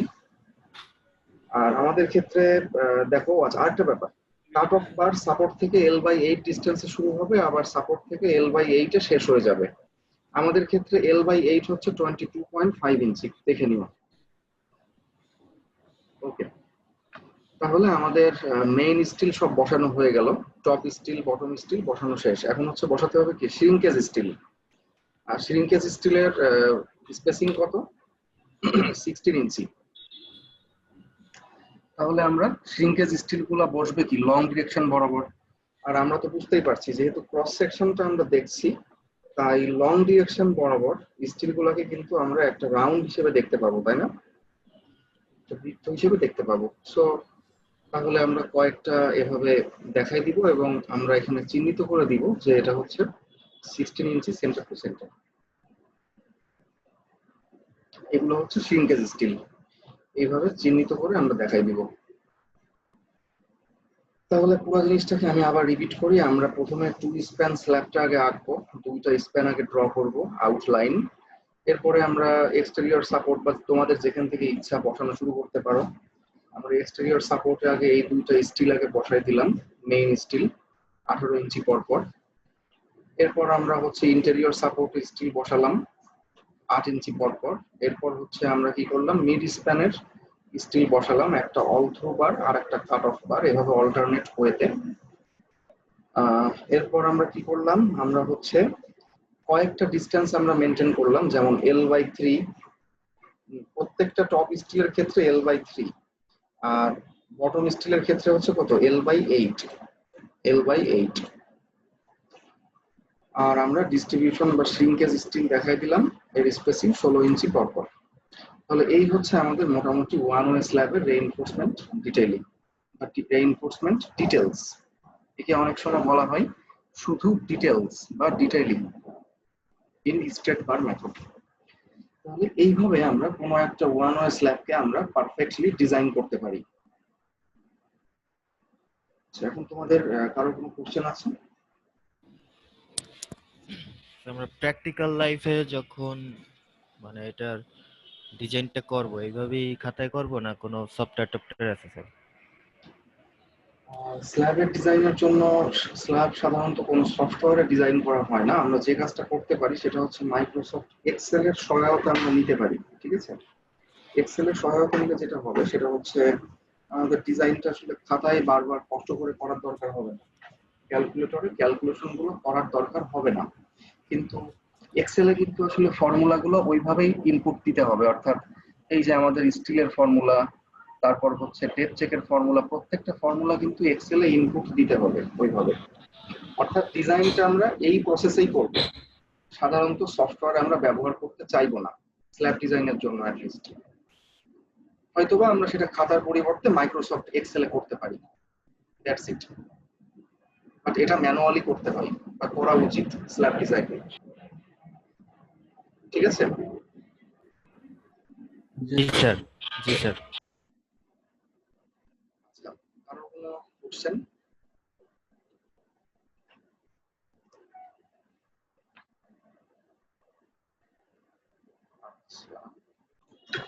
আচ্ছা, লেকচার 2 এর শুরুতে আমি প্রিভিয়াস কিছু জিনিস আমি এখানে রিপিট হিসেবে আমি দেখিয়েছি।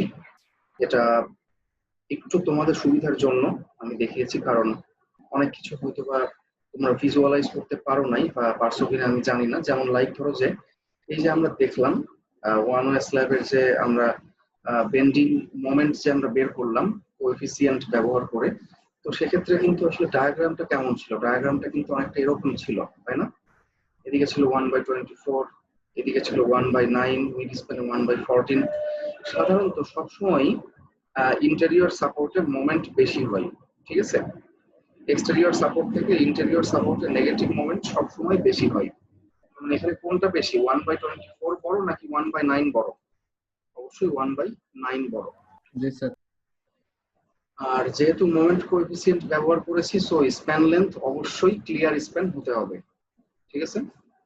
এটা আমি হয়তো আগেও বলেছি। তো বেসিক্যালি আমি যেটা দেখাবো লেকচার 2, সেটা হচ্ছে টু ওয়ে স্ল্যাব এবং ওয়ান ওয়ে স্ল্যাবের মধ্যে পার্থক্য। আমি এটা দিয়ে শুরু করছি। এটাও আমি বলে ফেলেছি অলরেডি যে লোড ডিস্ট্রিবিউশন ওয়ান ওয়ে স্ল্যাবে হয় একদিকে, টু ওয়ে স্ল্যাবে হয় দুই দিকে। যদিও লোড ডিস্ট্রিবিউশন আসলে কতটুকু কোন দিকে হয় এটা আমি পরবর্তীতে আরো ডিটেলস আমি দেখাবো। এতক্ষণ মানে এখন আমরা আপাতত এটুকুই জানি। মেইন স্টিল এখানে দিতে হবে একটা ডিরেকশনে, এখানে দিতে হবে দুইটা ডিরেকশনে। কারণ কি, কারণ দুইটা ডিরেকশনে কিন্তু লোড ডিস্ট্রিবিউশন হয় বা লোড ক্যারিড হয়। দৈর্ঘ্য এবং প্রস্থ বা আমরা বলতে পারি long direction divided by short direction, এইটাকে বলা হয় অ্যাসপেক্ট রেশিও। দৈর্ঘ্য প্রস্থের অনুপাতকে কি বলা হয়? Aspect ratio. আমি একটু তোমাদেরকে মিল করাই দিচ্ছি। দৈর্ঘ্য ডিভাইডেড বাই প্রস্থ হচ্ছে অ্যাসপেক্ট রেশিও, আর যদি এরকম হয় যে প্রস্থ ডিভাইডেড বাই দৈর্ঘ্য, সেক্ষেত্রে এটাকে বলা হবে প্যানেল রেশিও। আমরা একটু পর দেখবো প্রস্থ বাই দৈর্ঘ্য হচ্ছে panel ratio. So aspect ratio যখন 2 বা তার থেকে বড় হবে তখন 1 ওয়ে স্ল্যাব, আর 2 এর থেকে ছোট হলে 2 ওয়ে স্ল্যাব। আর আরেকটা জিনিস যেটা জানতে হবে সেটা হচ্ছে ডিফ্লেক্টেড শেপ। 1 ওয়ে স্ল্যাবের ডিফ্লেক্টেড শেপ অনেকটা সিলিন্ড্রিক্যাল, যদিও এগুলো বাস্তব জীবনে আসলে খালি চোখে দেখা যায় না, এগুলো এত সূক্ষ্ম। আর 2 ওয়ে স্ল্যাবের ডিফ্লেক্টেড শেপ হচ্ছে ডিশ শেপড, অর্থাৎ একটা ডিশের মতো, একটা পাত্রের মতো অনেকটা। মেন ব্যাপারটা হচ্ছে এরকম, আমি বলি যে 1 ওয়ে স্ল্যাবের ডিফ্লেকশন হয় যে কোনো একদিকে, অর্থাৎ শুধু শর্ট ডিরেকশন বরাবর। আর 2 ওয়ে স্ল্যাবের ডিফ্লেকশন হয় দুই দিকেই, সে কারণে এটা ডিফ্লেক্টেড শেপ অনেকটা ডিশের মতো হয়। ওকে, সো এইগুলো তোমরা জানবা। আর এই ফর্মুলা সম্পর্কে আমি বলেছি, আমি এখানে লিখে দিয়েছি যাতে তোমাদের আর কি ভুল না হয়। সো তোমরা দেখবা যে কিভাবে এই ফর্মুলা আসছে। ওকে, সো এখন আমরা দেখবো হচ্ছে কিভাবে আমরা একটা 2 ওয়ে স্ল্যাব ডিজাইন করতে পারি। একটা 2 ওয়ে স্ল্যাবের ডিজাইন এক্সাম্পল এখানে বলা আছে যে a parking garage is to be designed using a 2 way slab. অর্থাৎ ধরো যে কোনো একটা গ্যারেজ বা কোনো একটা, এটা এমনও হতে পারে যে এটা একটা কমার্শিয়াল বিল্ডিং বা এখানে রেসিডেন্সিয়াল বিল্ডিং, যাই হোক হোয়াটএভার, একটা স্ল্যাব সিস্টেম এখানে দেওয়া থাকবে, যেটা হচ্ছে বিম কলাম লেআউট। সো এখানে অবশ্যই স্ল্যাবের অনেকগুলো প্যানেল থাকবে, ঠিক আছে, এবং সেগুলো আমাদেরকে ডিজাইন করতে হবে। Supported by 16 inch by 26 inch monolithic beams. এখানে কিন্তু অনেকগুলো ইনফরমেশন আছে, যেমন মনোলিথিক বলতে আমরা কি বুঝি, যে প্রত্যেকটা স্ল্যাবের সঙ্গে, মানে সরি, প্রত্যেকটা বিমের সঙ্গে স্ল্যাবটা হচ্ছে কি একসঙ্গে কাস্টিং করা বা ফিক্সড সাপোর্ট হিসেবে কাজ করে। আর বিমের যে ডাইমেনশন সেটা আমরা এইভাবে লিখি, অর্থাৎ প্রথমে যে ফিগার থাকে সেটা হচ্ছে বিমের উইথ, আর পরবর্তীতে যে ফিগার থাকে সেটা হচ্ছে বিমের হাইট বা ডেপথ।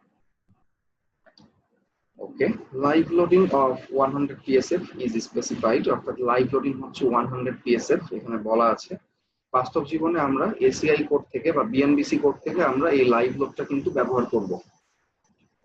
আর ম্যাটেরিয়ালের প্রপার্টিস বা ম্যাটেরিয়াল স্ট্রেংথ দেওয়া আছে, যে cylinder compressive strength of concrete is equal to 4000 psi and yield strength of steel equal to 60000 psi, অর্থাৎ এটা হচ্ছে 60 গ্রেডের স্টিল।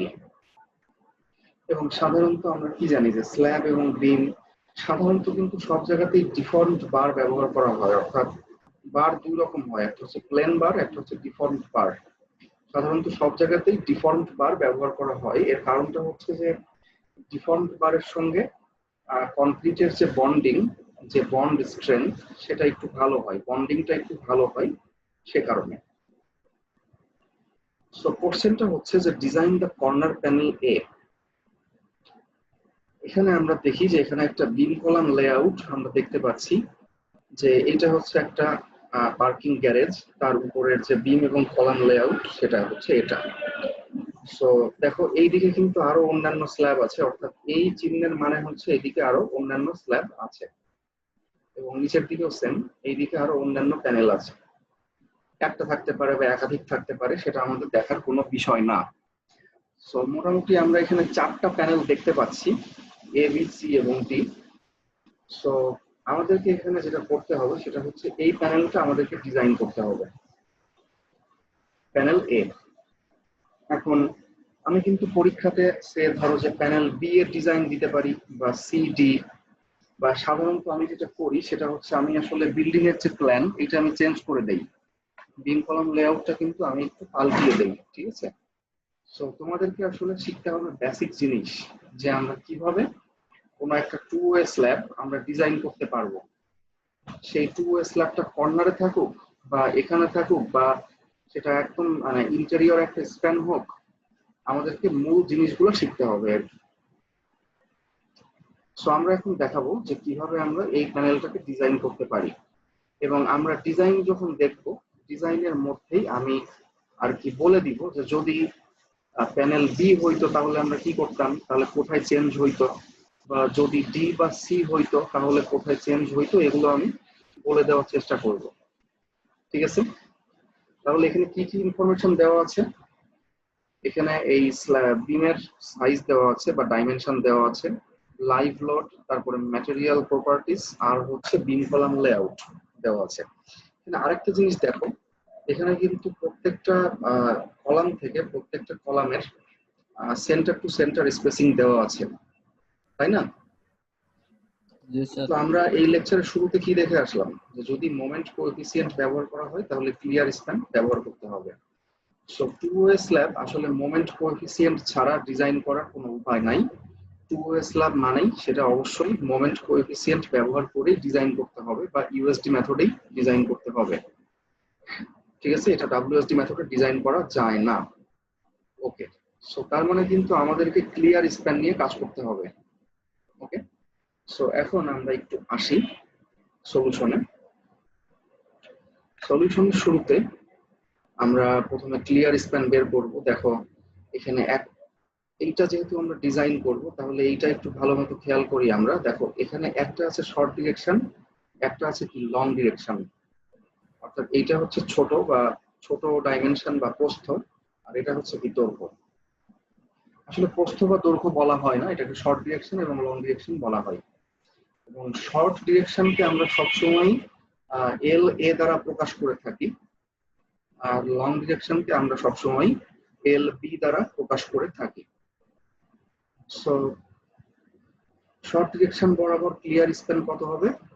22 ফিট মাইনাস, দেখো এদিকে হাফ বাদ যাবে আর এদিকে হচ্ছে কি হাফ বাদ যাবে, অর্থাৎ এই বিমের হাফ উইথ আর এই বিমের হাফ উইথ, তাহলে টোটাল কত বাদ যাবে? ফুল একটা বিমের উইথ বাদ যাবে, তাই তো নাকি? জি স্যার।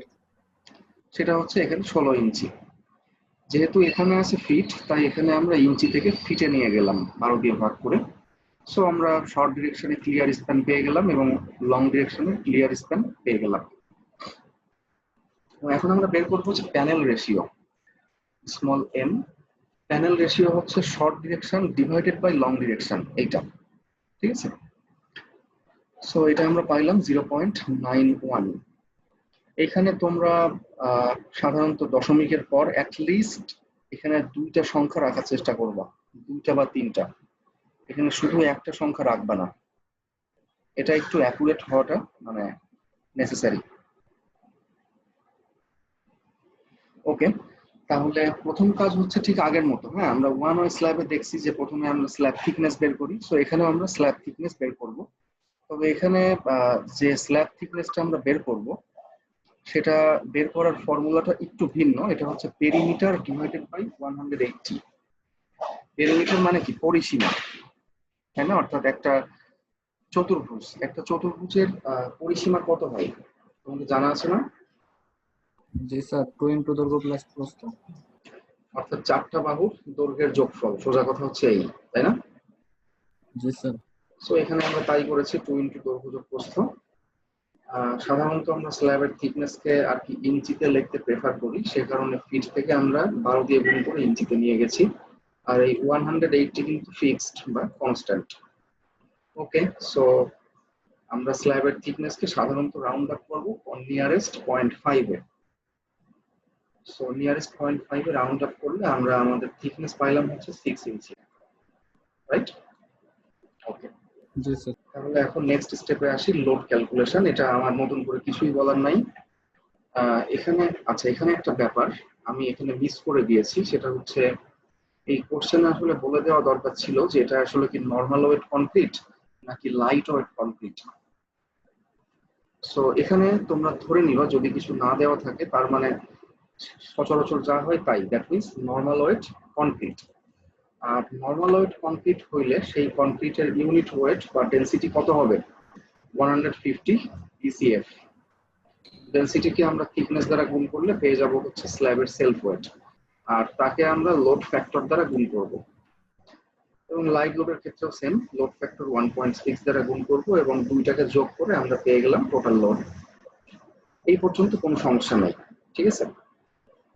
সো এখন টু ওয়ে স্ল্যাবের মোমেন্ট ক্যালকুলেশনটা একটু ভিন্ন, এটা আমাদেরকে দেখতে হবে, বুঝতে হবে আর কি।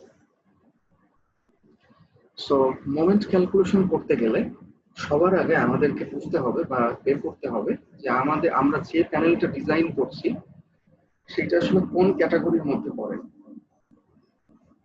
এখানে মোট 9টা ক্যাটাগরি আছে, কেস 1 থেকে কেস 9 পর্যন্ত। সো আমি এখন সেটাই দেখাচ্ছি। ওকে, সো আমরা প্রথম টেবিলটা দেখতে পাচ্ছি এইটা। এই টেবিলের যে মানে অরিজিনাল যে রেফারেন্স সেটা হচ্ছে নিলসন স্যারের বইয়ের 7th এডিশনের যে বই আছে সেই বইতে এই টেবিলগুলো সব আছে, ঠিক আছে। সেখান থেকে এটা নিয়ে আসা হয়েছে আর কি, স্ক্রিনশট দিয়ে। সো প্রথম টেবিলটা হচ্ছে ওই বইতে যেভাবে লেখা আছে আমি সেভাবেই বলছি। ওই বইতে লেখা আছে এরকম যে table number 1, coefficient for negative moment, coefficient for negative moment, ঠিক আছে। সো আমরা দেখো এখানে বেশ কয়েকটা জিনিস আমরা দেখতে পাচ্ছি, যেমন প্রথমত এখানে হচ্ছে রেশিও এম, মানে হচ্ছে panel ratio, L A by L B, short direction by long direction হচ্ছে প্যানেল রেশিও। তার মানে প্যানেল রেশিও যদি চেঞ্জ হয় তার মানে কিন্তু মোমেন্ট কোএফিসিয়েন্ট চেঞ্জ হবে। আর আরেকটা হচ্ছে কেস 1 থেকে কেস 9 পর্যন্ত, ঠিক আছে। আর টেবিলের মধ্যে যে নাম্বারগুলো আছে এই প্রত্যেকটা এক একটা মোমেন্ট কোএফিসিয়েন্ট। অর্থাৎ আমরা ওয়ান ওয়ে স্ল্যাব যখন ডিজাইন করলাম তখন আমরা কি দেখছি যে এইগুলো দেখি না আমরা, এই যে এগুলো কিন্তু আমরা দেখেছি, তাই না? সরি, আর কি মোমেন্ট যে কোএফিসিয়েন্ট ছিল 1/14, তারপরে 1/24।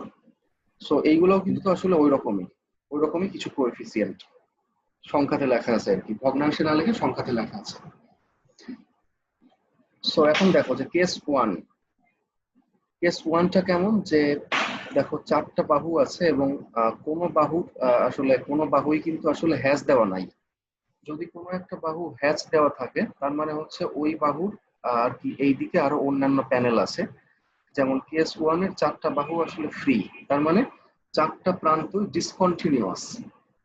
4টা প্রান্ত ডিসকন্টিনিউয়াস মানে কি, এখানে প্যানেল আছে কয়টা? মাত্র একটা প্যানেল, তাই না?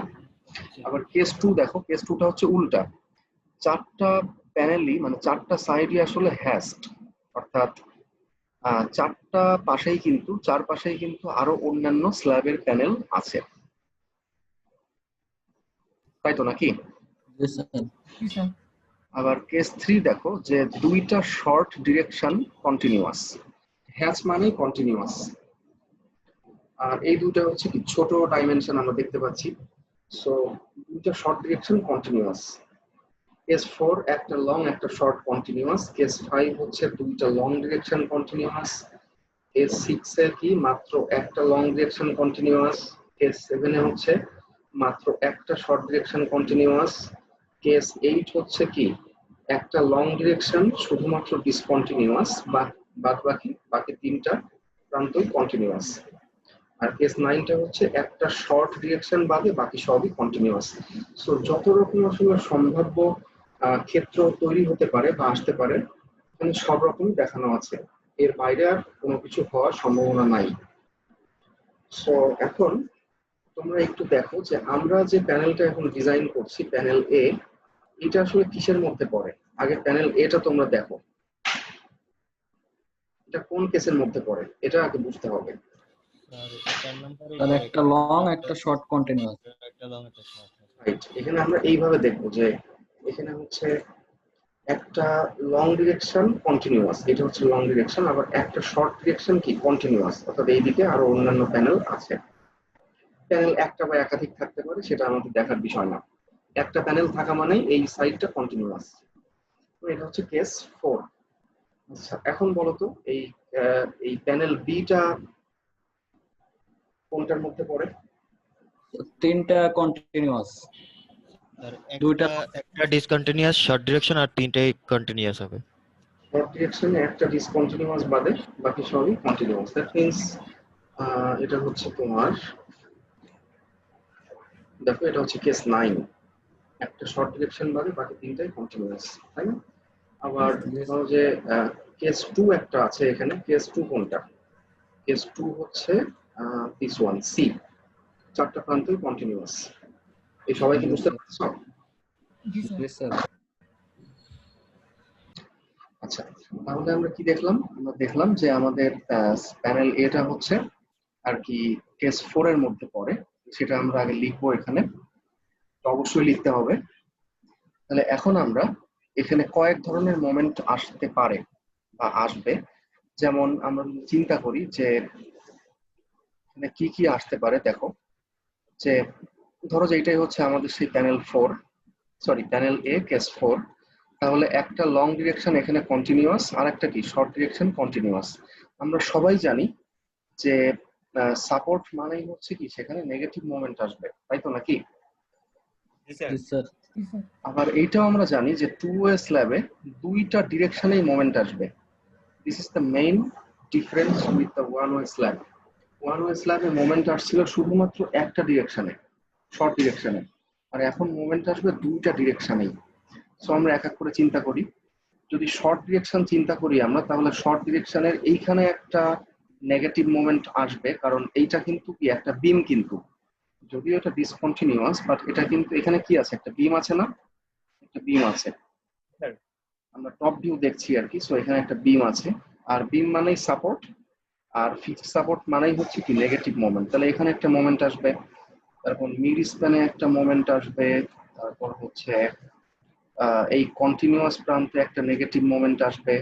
আবার যদি আমরা লং ডিরেকশনে চিন্তা করি, তাহলে দেখো লং ডিরেকশনের ডিসকন্টিনিউয়াস প্রান্তে একটা মোমেন্ট আসবে, লং ডিরেকশনের মিড স্প্যানে একটা পজিটিভ মোমেন্ট আসবে, আবার লং ডিরেকশনের যে সাপোর্ট সেখানে আর একটা নেগেটিভ মোমেন্ট আসবে। তাহলে এখানে মোট 6 রকমের মোমেন্ট আসবে, ঠিক আছে? আমরা প্রথমে যেটা করব সেটা হচ্ছে আমরা এই কন্টিনিউয়াস প্রান্তের যে দুইটা কন্টিনিউয়াস প্রান্ত আছে, এই দুইটা কন্টিনিউয়াস প্রান্তের নেগেটিভ দুইটা মোমেন্ট আগে বের করব। অর্থাৎ এইটা আগে বের করব, শর্ট ডিরেকশন বরাবর নেগেটিভ মোমেন্ট এবং লং ডিরেকশন বরাবর নেগেটিভ মোমেন্ট, এই দুইটা আগে আমরা বের করব কন্টিনিউয়াস প্রান্তে।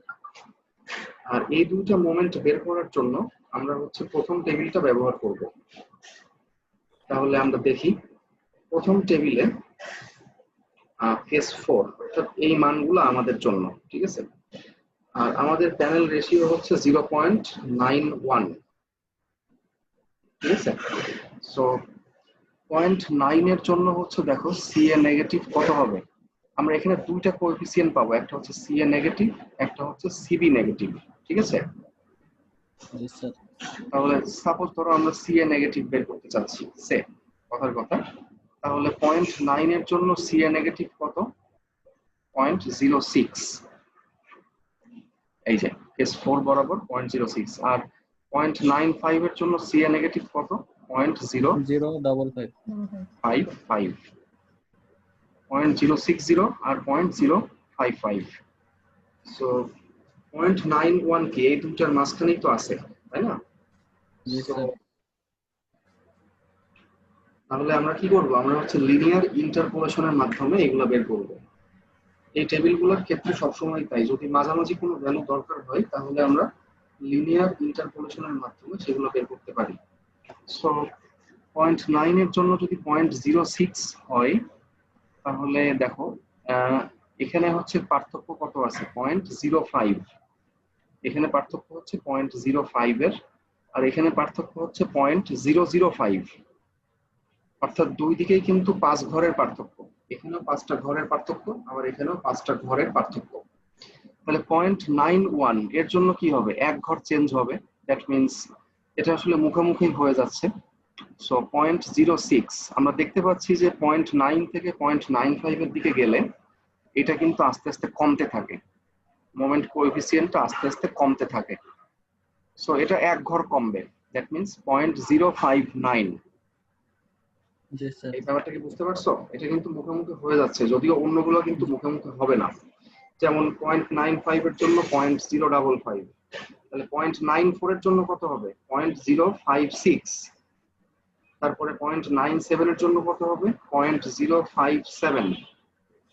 এভাবে 0.058, 0.059, তারপরে কি 0.060, এইভাবে আর কি ভ্যারিয়েশনটা হয়।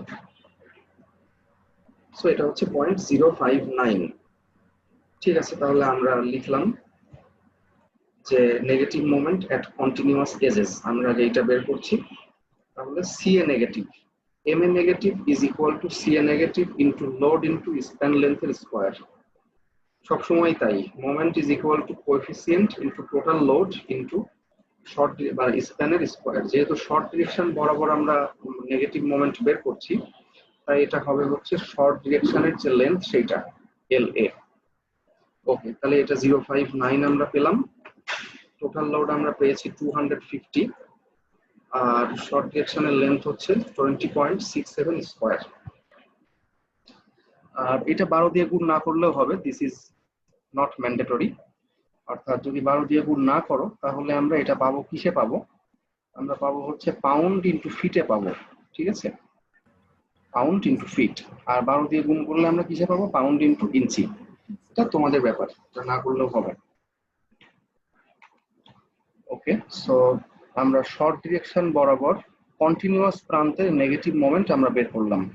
একটা জিনিস একটু মাথায় রাখা দরকার, সেটা হচ্ছে এই যে আমি এখানে 6 রকম মোমেন্ট দেখালাম, প্রত্যেকটা মোমেন্ট কিন্তু আমরা টেবিল থেকে পাবো না। আমরা টেবিল থেকে পাবো হচ্ছে এইটা পাবো, এইটা, তারপর হচ্ছে তোমার পজিটিভ মোমেন্ট এইটা, এইটা। আর ডিসকন্টিনিউয়াস প্রান্তের নেগেটিভ মোমেন্ট আমরা টেবিল থেকে পাবো না, ওটা আমরা আর কি পরবর্তীতে ক্যালকুলেশনের মাধ্যমে বের করব। তাহলে আমরা এখন বের করলাম কোন মোমেন্ট, শর্ট ডিরেকশন বরাবর কন্টিনিউয়াস প্রান্তের নেগেটিভ মোমেন্ট এইটা।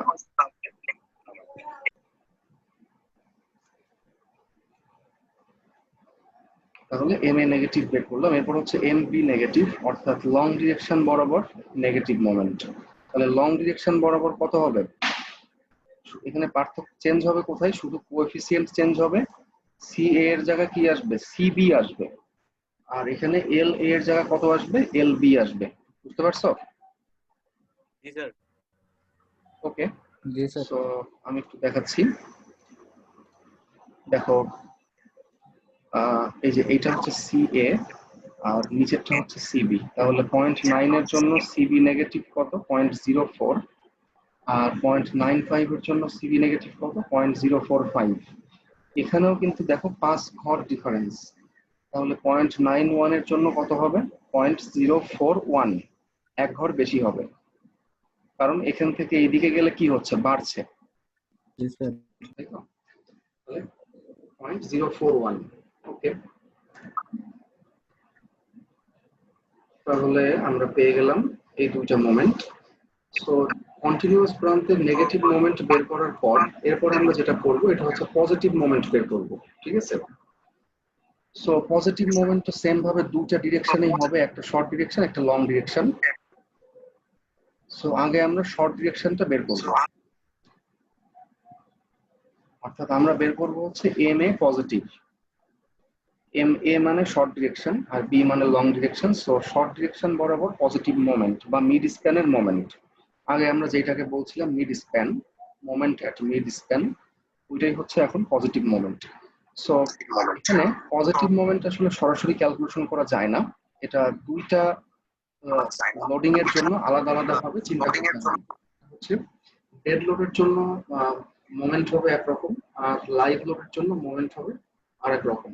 দুইটা আলাদাভাবে বের করতে হবে, তারপর সেই দুইটাকে যোগ করলে আমরা পাবো হচ্ছে টোটাল পজিটিভ মোমেন্ট।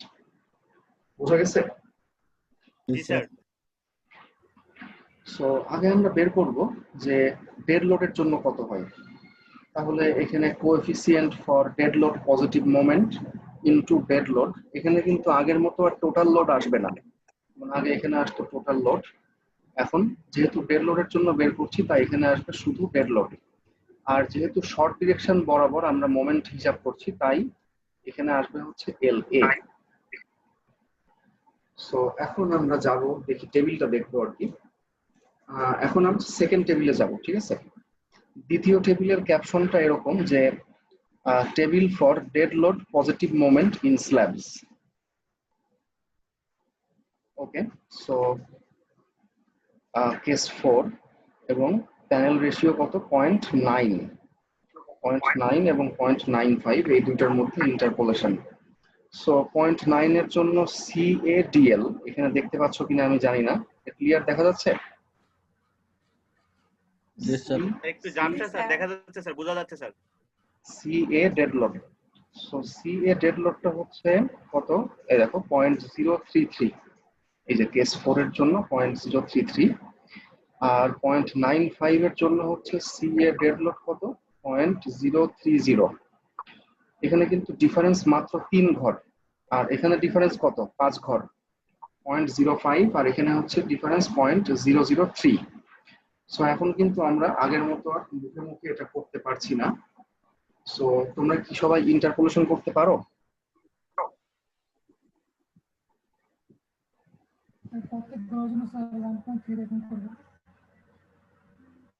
আচ্ছা, সো আমি ঠিক আছে, আমি স্যাম্পল হিসেবে আমি একটা অবশ্যই দেখাবো। কোনটা দেখানো যায়? সিএ ডেড লোড আর সিএ লাইভ লোড, আমি একটা দেখাচ্ছি। আচ্ছা, সিএ ডেড লোড, আচ্ছা ঠিক আছে। তাহলে আমরা এখন দেখব যে কিভাবে আমরা সিএ ডেড লোড এটা বের করতে পারি লিনিয়ার ইন্টারপোলেশনের মাধ্যমে। সো দেখো 0.95 এর জন্য এত, এটা আমরা দেখে আসলাম এই মাত্র টেবিল থেকে, 0.9 এর জন্য এত। সো এখন আমরা আর কি ঐকিক নিয়মে আগে ডিফারেন্সটা বের করব, যে আসলে 0.91 অর্থাৎ এইখানে এক ঘরের ডিফারেন্সের জন্য এখানে কতটুকু ডিফারেন্স হবে সেটা আগে আমরা ঐকিক নিয়মে বের করব। সো দেখো তাহলে এইদিকে 0.05 ডিফারেন্সের জন্য এই কোএফিসিয়েন্টের মানে ডিফারেন্স কত হচ্ছে 0.003। এই যে এইটা মাইনাস এইটা ক্যালকুলেটর দিয়ে এটা আসবে। সো একের জন্য ডিফারেন্স কত, এইটা বাই এইটা, 0.05টা নিচে আসলো। আর অতএব আমাদের যেটা দরকার, দ্যাট মিনস 0.91 এর জন্য আমাদের দরকার, তাহলে আমরা 0.9 এর সাপেক্ষেও চিন্তা করতে পারি, আবার আমরা যদি চাই তাহলে 0.95 এর সাপেক্ষেও চিন্তা করতে পারি। যেমন 0.95 থেকে 0.91 এর ডিফারেন্স কত 0.04। সো আমরা 0.04 ডিফারেন্সের জন্য ডিফারেন্স কত আমরা এভাবেও কিন্তু বের করতে পারি। সো এখানে আমরা 0.9টাকে আর কি রেফারেন্স হিসেবে নিচ্ছি। সো 0.9 এর সঙ্গে ডিফারেন্স হচ্ছে এত, তাহলে এত ডিফারেন্সের জন্য কোএফিসিয়েন্টের মানে ডিফারেন্সটা কত হবে সেটা, এটা উপরে গুণ অবস্থায় যাবে। সো এটা হচ্ছে আমাদের সেই ডিফারেন্স। তাহলে এই ডিফারেন্সটাকে এখন হয় যোগ করতে হবে আর না হয় কি বিয়োগ করতে হবে, এই দুইটার যে কোনো একটা। এখানে যোগ করতে হবে না বিয়োগ করতে হবে এটা আমরা কিভাবে বুঝবো? দেখো যে 0.9 থেকে যেহেতু আমরা শুরু করছি, তাই না? 0.91টার রেফারেন্স নিয়েছি কি 0.9, তার মানে 0.9 থেকে আমরা 0.95 এর দিকে যাব। তাহলে এখান থেকে এইদিকে গেলে এই কোএফিসিয়েন্টের মান কি বাড়ে না কমে? হ্যাঁ, 0.9 থেকে এইদিকে গেলে কিন্তু মানটা কমতে থাকে, দেখো কমতেছে এখানে। যেহেতু মানটা কমছে তার মানে কি এই মান থেকে, যেহেতু রেফারেন্স ছিল আমাদের 0.9, তাই এই মান থেকে আমাদের ডিফারেন্সটা কি করতে হবে বিয়োগ করতে হবে। যদি এটা বাড়তো তাহলে আমরা এখানে কি করতাম যোগ করতাম। ওকে, তাহলে আমরা এই ডিফারেন্সটা বিয়োগ করে আমরা পেয়ে গেলাম যে আমাদের যে মানে কাঙ্ক্ষিত যে কোএফিসিয়েন্ট সিএ ডেড লোড এটা আমরা পেয়ে গেলাম। সো এইভাবে আমরা যে কোনো কোএফিসিয়েন্ট আর কি বের করতে পারবো। তাহলে একইভাবে দেখো M A live load is equal to CA live load into LI square. এটা খুবই কেয়ারফুল, কারণ আমরা যে লোডের জন্য বের করব এখানে কিন্তু সেই লোডটা আসবে।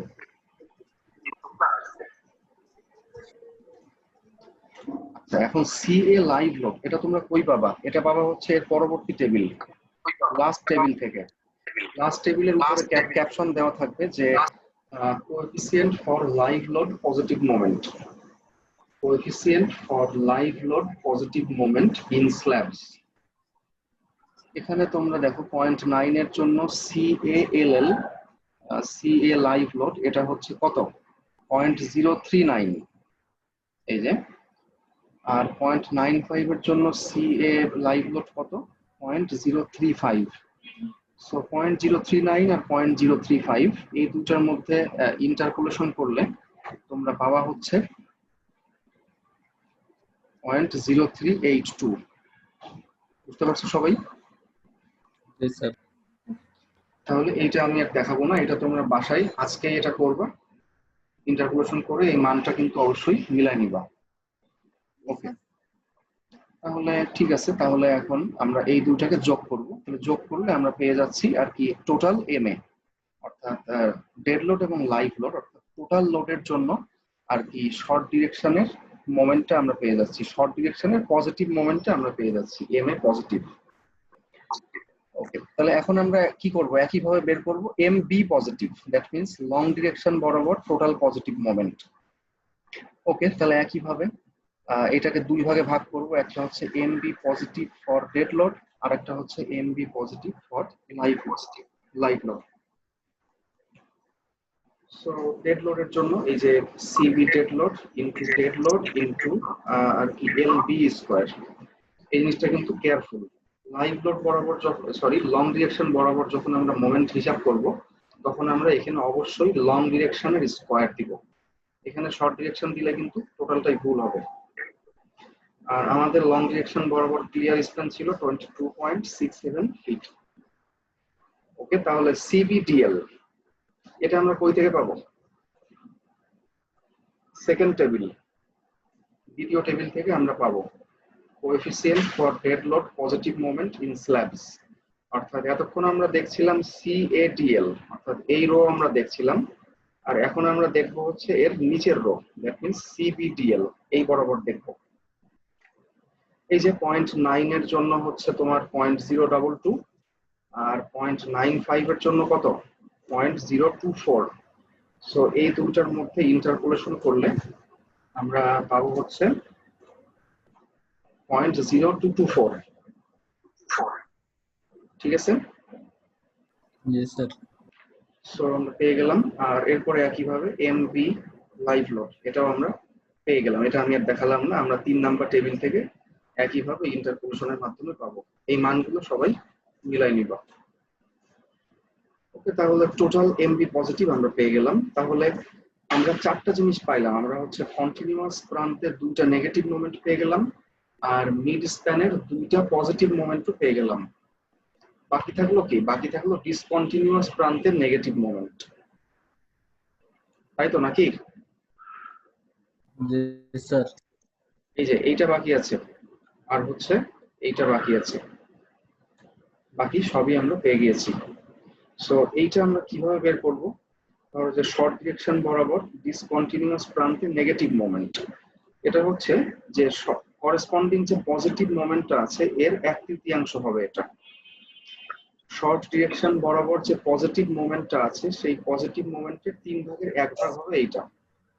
আবার একইভাবে লং ডিরেকশন বরাবর যে পজিটিভ মোমেন্টটা আছে সেই পজিটিভ মোমেন্টের 3 ভাগের 1 ভাগ হবে এটা।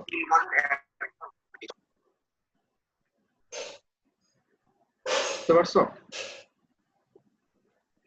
জি স্যার। ওকে, তাহলে এই যে negative moment as at discontinuous edge is equal to 1/3 of corresponding positive moment. corresponding মানে অনুরূপ, corresponding এর বাংলা হচ্ছে অনুরূপ, তার মানে একই ডিরেকশনের যেটা সেটা।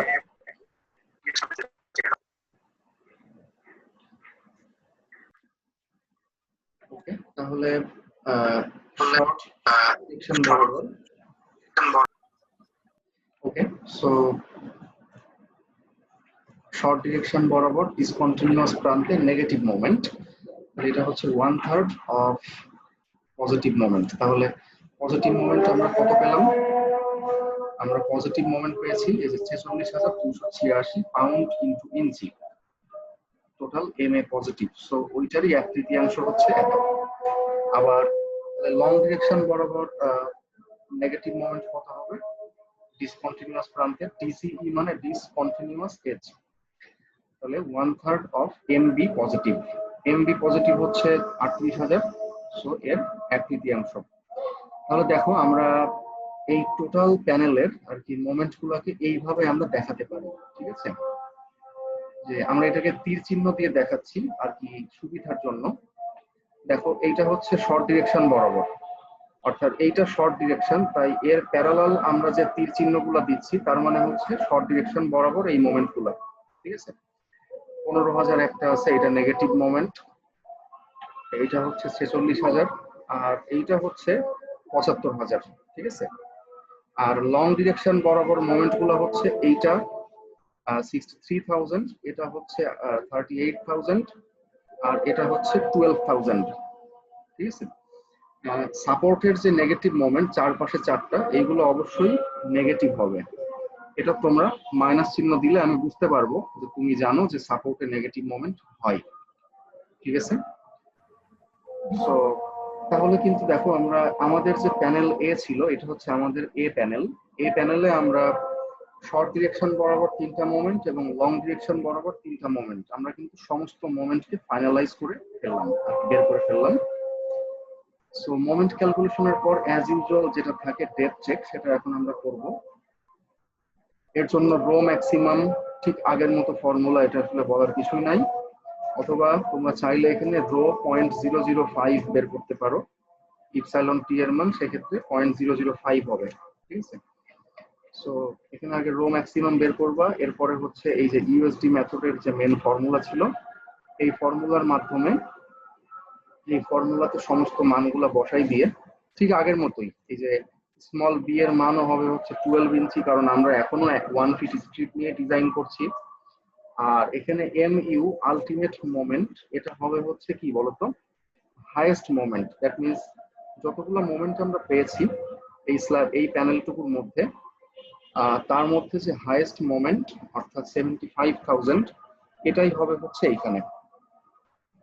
ঠিক আছে, দেখো এখানে কিন্তু আর কি এটাকে 1000 দ্বারা ভাগ করে আর কি কিপস ইনটু ইঞ্চিতে এটা বসানো হয়েছে আর কি, 75.6 কিপস ইনটু ইঞ্চি। কারণ কি, কারণ এখানে আবার 60 তে বসানো হয়েছে, 60 কেএসআই। কেএসআই মানে কি, কিলো পাউন্ড আর ইঞ্চি আছে, এখানেও তাই কিলো পাউন্ড আর ইঞ্চিতে বসানো হয়েছে। সো ইউনিটটা প্লিজ বি কেয়ারফুল, কারণ ইউনিট ফুল হইলে আসলে আমরা ডি এর যে মান পাবো সেটা মানে সম্পূর্ণ অর্থহীন একটা মান হবে। সো এখান থেকে আমরা ডি রিকোয়ার্ড পাবো হচ্ছে 2.63। তো তোমরা সবাই অবশ্যই ক্যালকুলেটরে মানটা মিলাবা। এটা দেখো আগে এটা ক্যালকুলেশন করব আমরা, আমি শর্টকাট নিয়মটা আগে বলি, আগে এটা ক্যালকুলেশন করবা, এরপরে 75.6 ডিভাইডেড বাই অ্যান্সার, এইটাকে ভাগ করবা, কারণ এটা এদিকে আসলে ভাগ হবে। এরপরে আবার অ্যান্সার ডিভাইডেড বাই এতটুকু, সবগুলা দিয়ে ভাগ করবা। ভাগ করার পর তাহলে ওইটা হচ্ছে ডি স্কোয়ারের মান, তাহলে তাকে রুট ওভার করলে আমরা পেয়ে যাব ডি এর মান, ডি রিকোয়ার্ডের মান। ওকে, তাহলে ডি প্রোভাইডেড, এটা এখানে আমরা ক্লিয়ার কভার আর বারের ডায়ামিটার বাদ দিয়ে বের করেছি। সো এটা আবার ঠিক আগের মতো করলেও হবে, এটা আসলে টোটাল স্ল্যাব থিকনেস থেকে 1 ইঞ্চি বাদ দিয়ে 5 ইঞ্চি এটা লিখলেও হবে, কোনো সমস্যা নাই। সো আমরা দেখতে পাচ্ছি যে D provided is greater than D required. So আমাদের টু ওয়ে স্ল্যাবের যে থিকনেস বা যে ডেপথ আমরা পেয়েছি সেটা ঠিক আছে। ওকে, সো দেখো তাহলে আমরা কি কি করলাম, আমরা এতক্ষণ করলাম হচ্ছে আমরা একটা টু ওয়ে স্ল্যাব আর কি ডিজাইনের শুরুতে আমরা ক্লিয়ার স্প্যান গুলা বের করলাম। যদি অঙ্কে ক্লিয়ার স্প্যান দেওয়া থাকে তাহলে আর এই ঝামেলা করার দরকার নাই। সো ক্লিয়ার স্প্যান বের করলাম, এরপরে বের করলাম হচ্ছে প্যানেল রেশিও। প্যানেল রেশিওর পর আমরা বের করলাম ট্রায়াল স্ল্যাব থিকনেস, অর্থাৎ আমরা এই 6 ইঞ্চি স্ল্যাব থিকনেস দিয়ে আমরা ট্রায়াল দিলাম। সো যেহেতু ডেপথ এখন ওকে আসছে, তার মানে এই ট্রায়াল স্ল্যাব থিকনেসই কিন্তু আসলে ফাইনাল থিকনেস, এটা আমরা প্রোভাইড করতে পারি। ওকে, এরপর আমরা লোড ক্যালকুলেশন করলাম, ডেড লোড, লাইভ লোড, এবং আমরা মোমেন্ট ক্যালকুলেশন করলাম। টু ওয়ে স্ল্যাবে দুই ডিরেকশনেই মোমেন্ট থাকবে, শর্ট ডিরেকশনও এবং লং ডিরেকশনও, দুই দিকেই থাকবে মোমেন্ট। তাহলে আমরা প্রথমে কি করলাম, আমরা হচ্ছে প্রথমে কন্টিনিউয়াস প্রান্তের নেগেটিভ মোমেন্ট বের করলাম। ঠিক আছে, কন্টিনিউয়াস প্রান্তের দুইটা নেগেটিভ মোমেন্ট, শর্ট ডিরেকশন বরাবর, লং ডিরেকশন বরাবর। ওকে, এরপরে আমরা কি করব, আমরা একই কাজ করব পজিটিভ মোমেন্টের জন্য, অর্থাৎ শর্ট ডিরেকশন বরাবর পজিটিভ মোমেন্ট দুইটা যোগ করে আমরা পাইলাম, আর লং ডিরেকশন বরাবর পজিটিভ মোমেন্ট আমরা ডেড লোড এবং লাইভ লোড এই দুইটার জন্য আর কি যোগ করে আমরা পেলাম। এবং ফাইনালি আমরা ডিসকন্টিনিউয়াস প্রান্তের নেগেটিভ মোমেন্ট আমরা বের করলাম, যে করেসপন্ডিং পজিটিভ মোমেন্টের 1/3, এবং সমস্ত মোমেন্টকে আমরা একটা ছোট্ট ডায়াগ্রামের মাধ্যমে আমরা দেখালাম যাতে আমাদের বুঝতে সুবিধা হয়। এবং এরপরে আমরা কি হলো, আমরা ডেপথ চেক করলাম, তাই না? ডেপ চেক করে আমরা দেখলাম যে আমাদের যে ইফেক্টিভ ডেপ যেটা আমরা দিয়েছি এটা ঠিক আছে, কোনো সমস্যা নাই। ওকে, তাহলে অ্যাজ ইউজুয়াল এরপরে কি আসবে? এরপরে আসবে হচ্ছে স্টিল ক্যালকুলেশন, এবং এটা হচ্ছে আমাদের ফাইনাল স্টেপ, তাই তো? জি স্যার। ওকে, আচ্ছা এই পর্যন্ত তোমাদের কারোর কোনো কোশ্চেন আছে? স্যার ডি প্রোভাইডেড যেটা স্যার, ডেপ যেটা আমাদের ডি প্রোভাইডেড স্যার, ওইটা কিভাবে কি করলাম স্যার? 6 মাইনাস এটা হচ্ছে 0.75। ক্লিয়ার কভার বাদ দিলাম, দ্যাট মিন্স রেইনফোর্সমেন্ট যাতে আর কি করোশন না হয়, রেইনফোর্সমেন্টের করোশন রোধ করার জন্য রেইনফোর্সমেন্টের নিচে যে কনক্রিটের যে ক্লিয়ার কভারটা দেওয়া হয় সেটা হচ্ছে স্ল্যাবের ক্ষেত্রে সাধারণত 0.75 ইঞ্চি, সেটা বাদ দিলাম। আর হচ্ছে বারের ডায়ামিটার বাদ দিলাম, ঠিক আছে? ওকে বুঝতে পারছো তো? তবে এর থেকে বেটার হয় যে তোমরা এর আগে আমরা যে মেথডটা ফলো করেছিলাম, যে আর কি টোটাল থিকনেস থেকে 1 ইঞ্চি আমরা বাদ দিয়ে থাকি রাফলি, জি 1 স্যার। ইঞ্চি বাদ দিয়ে যেটা পাই সেটাই হচ্ছে আমাদের ইফেক্টিভ ডেপথ। সো তোমরা ওইটা ফলো করলেও পারো। This is not a hard and fast rule. এর কারণটা কি জানো? কারণ আমরা এখনো জানি না যে আসলে আমাদের এখানে যে বারের ডায়ামিটার সেটা কত হবে, আমরা আসলে জানি না, ঠিক আছে? যেহেতু আমরা জানি না সেহেতু আমরা একটা আন্দাজ করে এখন বাদ দিব। আচ্ছা স্যার আমরা 1 ধরেই করব, সব জায়গায় একটা দিলেই ভালো হবে আর ঠিক কি। আছে, আমরা 1 ধরে করি। আর 1 ধরার একটা রেফারেন্সও কিন্তু আছে। আরসিসি তে যে কোনো কিছু আসলে রেফারেন্স না থাকলে সে কথা আসলে ভ্যালিড না, ঠিক আছে? 1 ইঞ্চির রেফারেন্সটা আমি একটু দিচ্ছি। সেটা হচ্ছে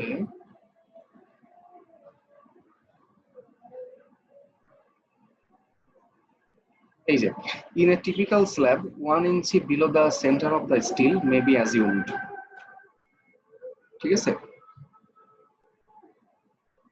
অর্থাৎ জি স্যার। স্টিলের সেন্টারের নিচে আমরা 1 ইঞ্চি আর কি আমরা বাদ দিতে পারি, ঠিক আছে? অর্থাৎ এই যে the concrete protection below the reinforcement should follow the requirements of ACI code এত, calling for 3/4 ইঞ্চি মানে 0.75 ইঞ্চি below the bottom of the steel, ঠিক আছে? ইন এ টিপিক্যাল স্ল্যাব আর কি স্টিলের সেন্টার থেকে 1 ইঞ্চি আমরা অ্যাজিউম করে নিতে পারি।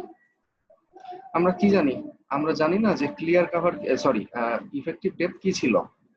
ইফেক্টিভ ডেপথ হচ্ছে, ধরো যে এটা যদি একটা স্ল্যাবের সেকশন হয় তাহলে আর কি বটম স্টিলের যে সেন্ট্রয়েড থাকবে বা সেন্টার থাকবে, বটম স্টিলের সেন্টার থেকে আর কি তার অপোজিট ফেস পর্যন্ত, এটাই হচ্ছে আমাদের কি effective depth D, D provided আর কি, তাই না? তাহলে এখানে বলা হচ্ছে যে আমরা আর কি সেন্টার থেকে মানে বটম স্টিলের সেন্টার থেকে আমরা 1 ইঞ্চি এটা ধরে নিতে পারি, অ্যাজিউম করে নিতে পারি 1 ইঞ্চি। বুঝতে পারছো? জি স্যার। ওকে, আচ্ছা এই পর্যন্ত আর কারোর কোনো কোশ্চেন?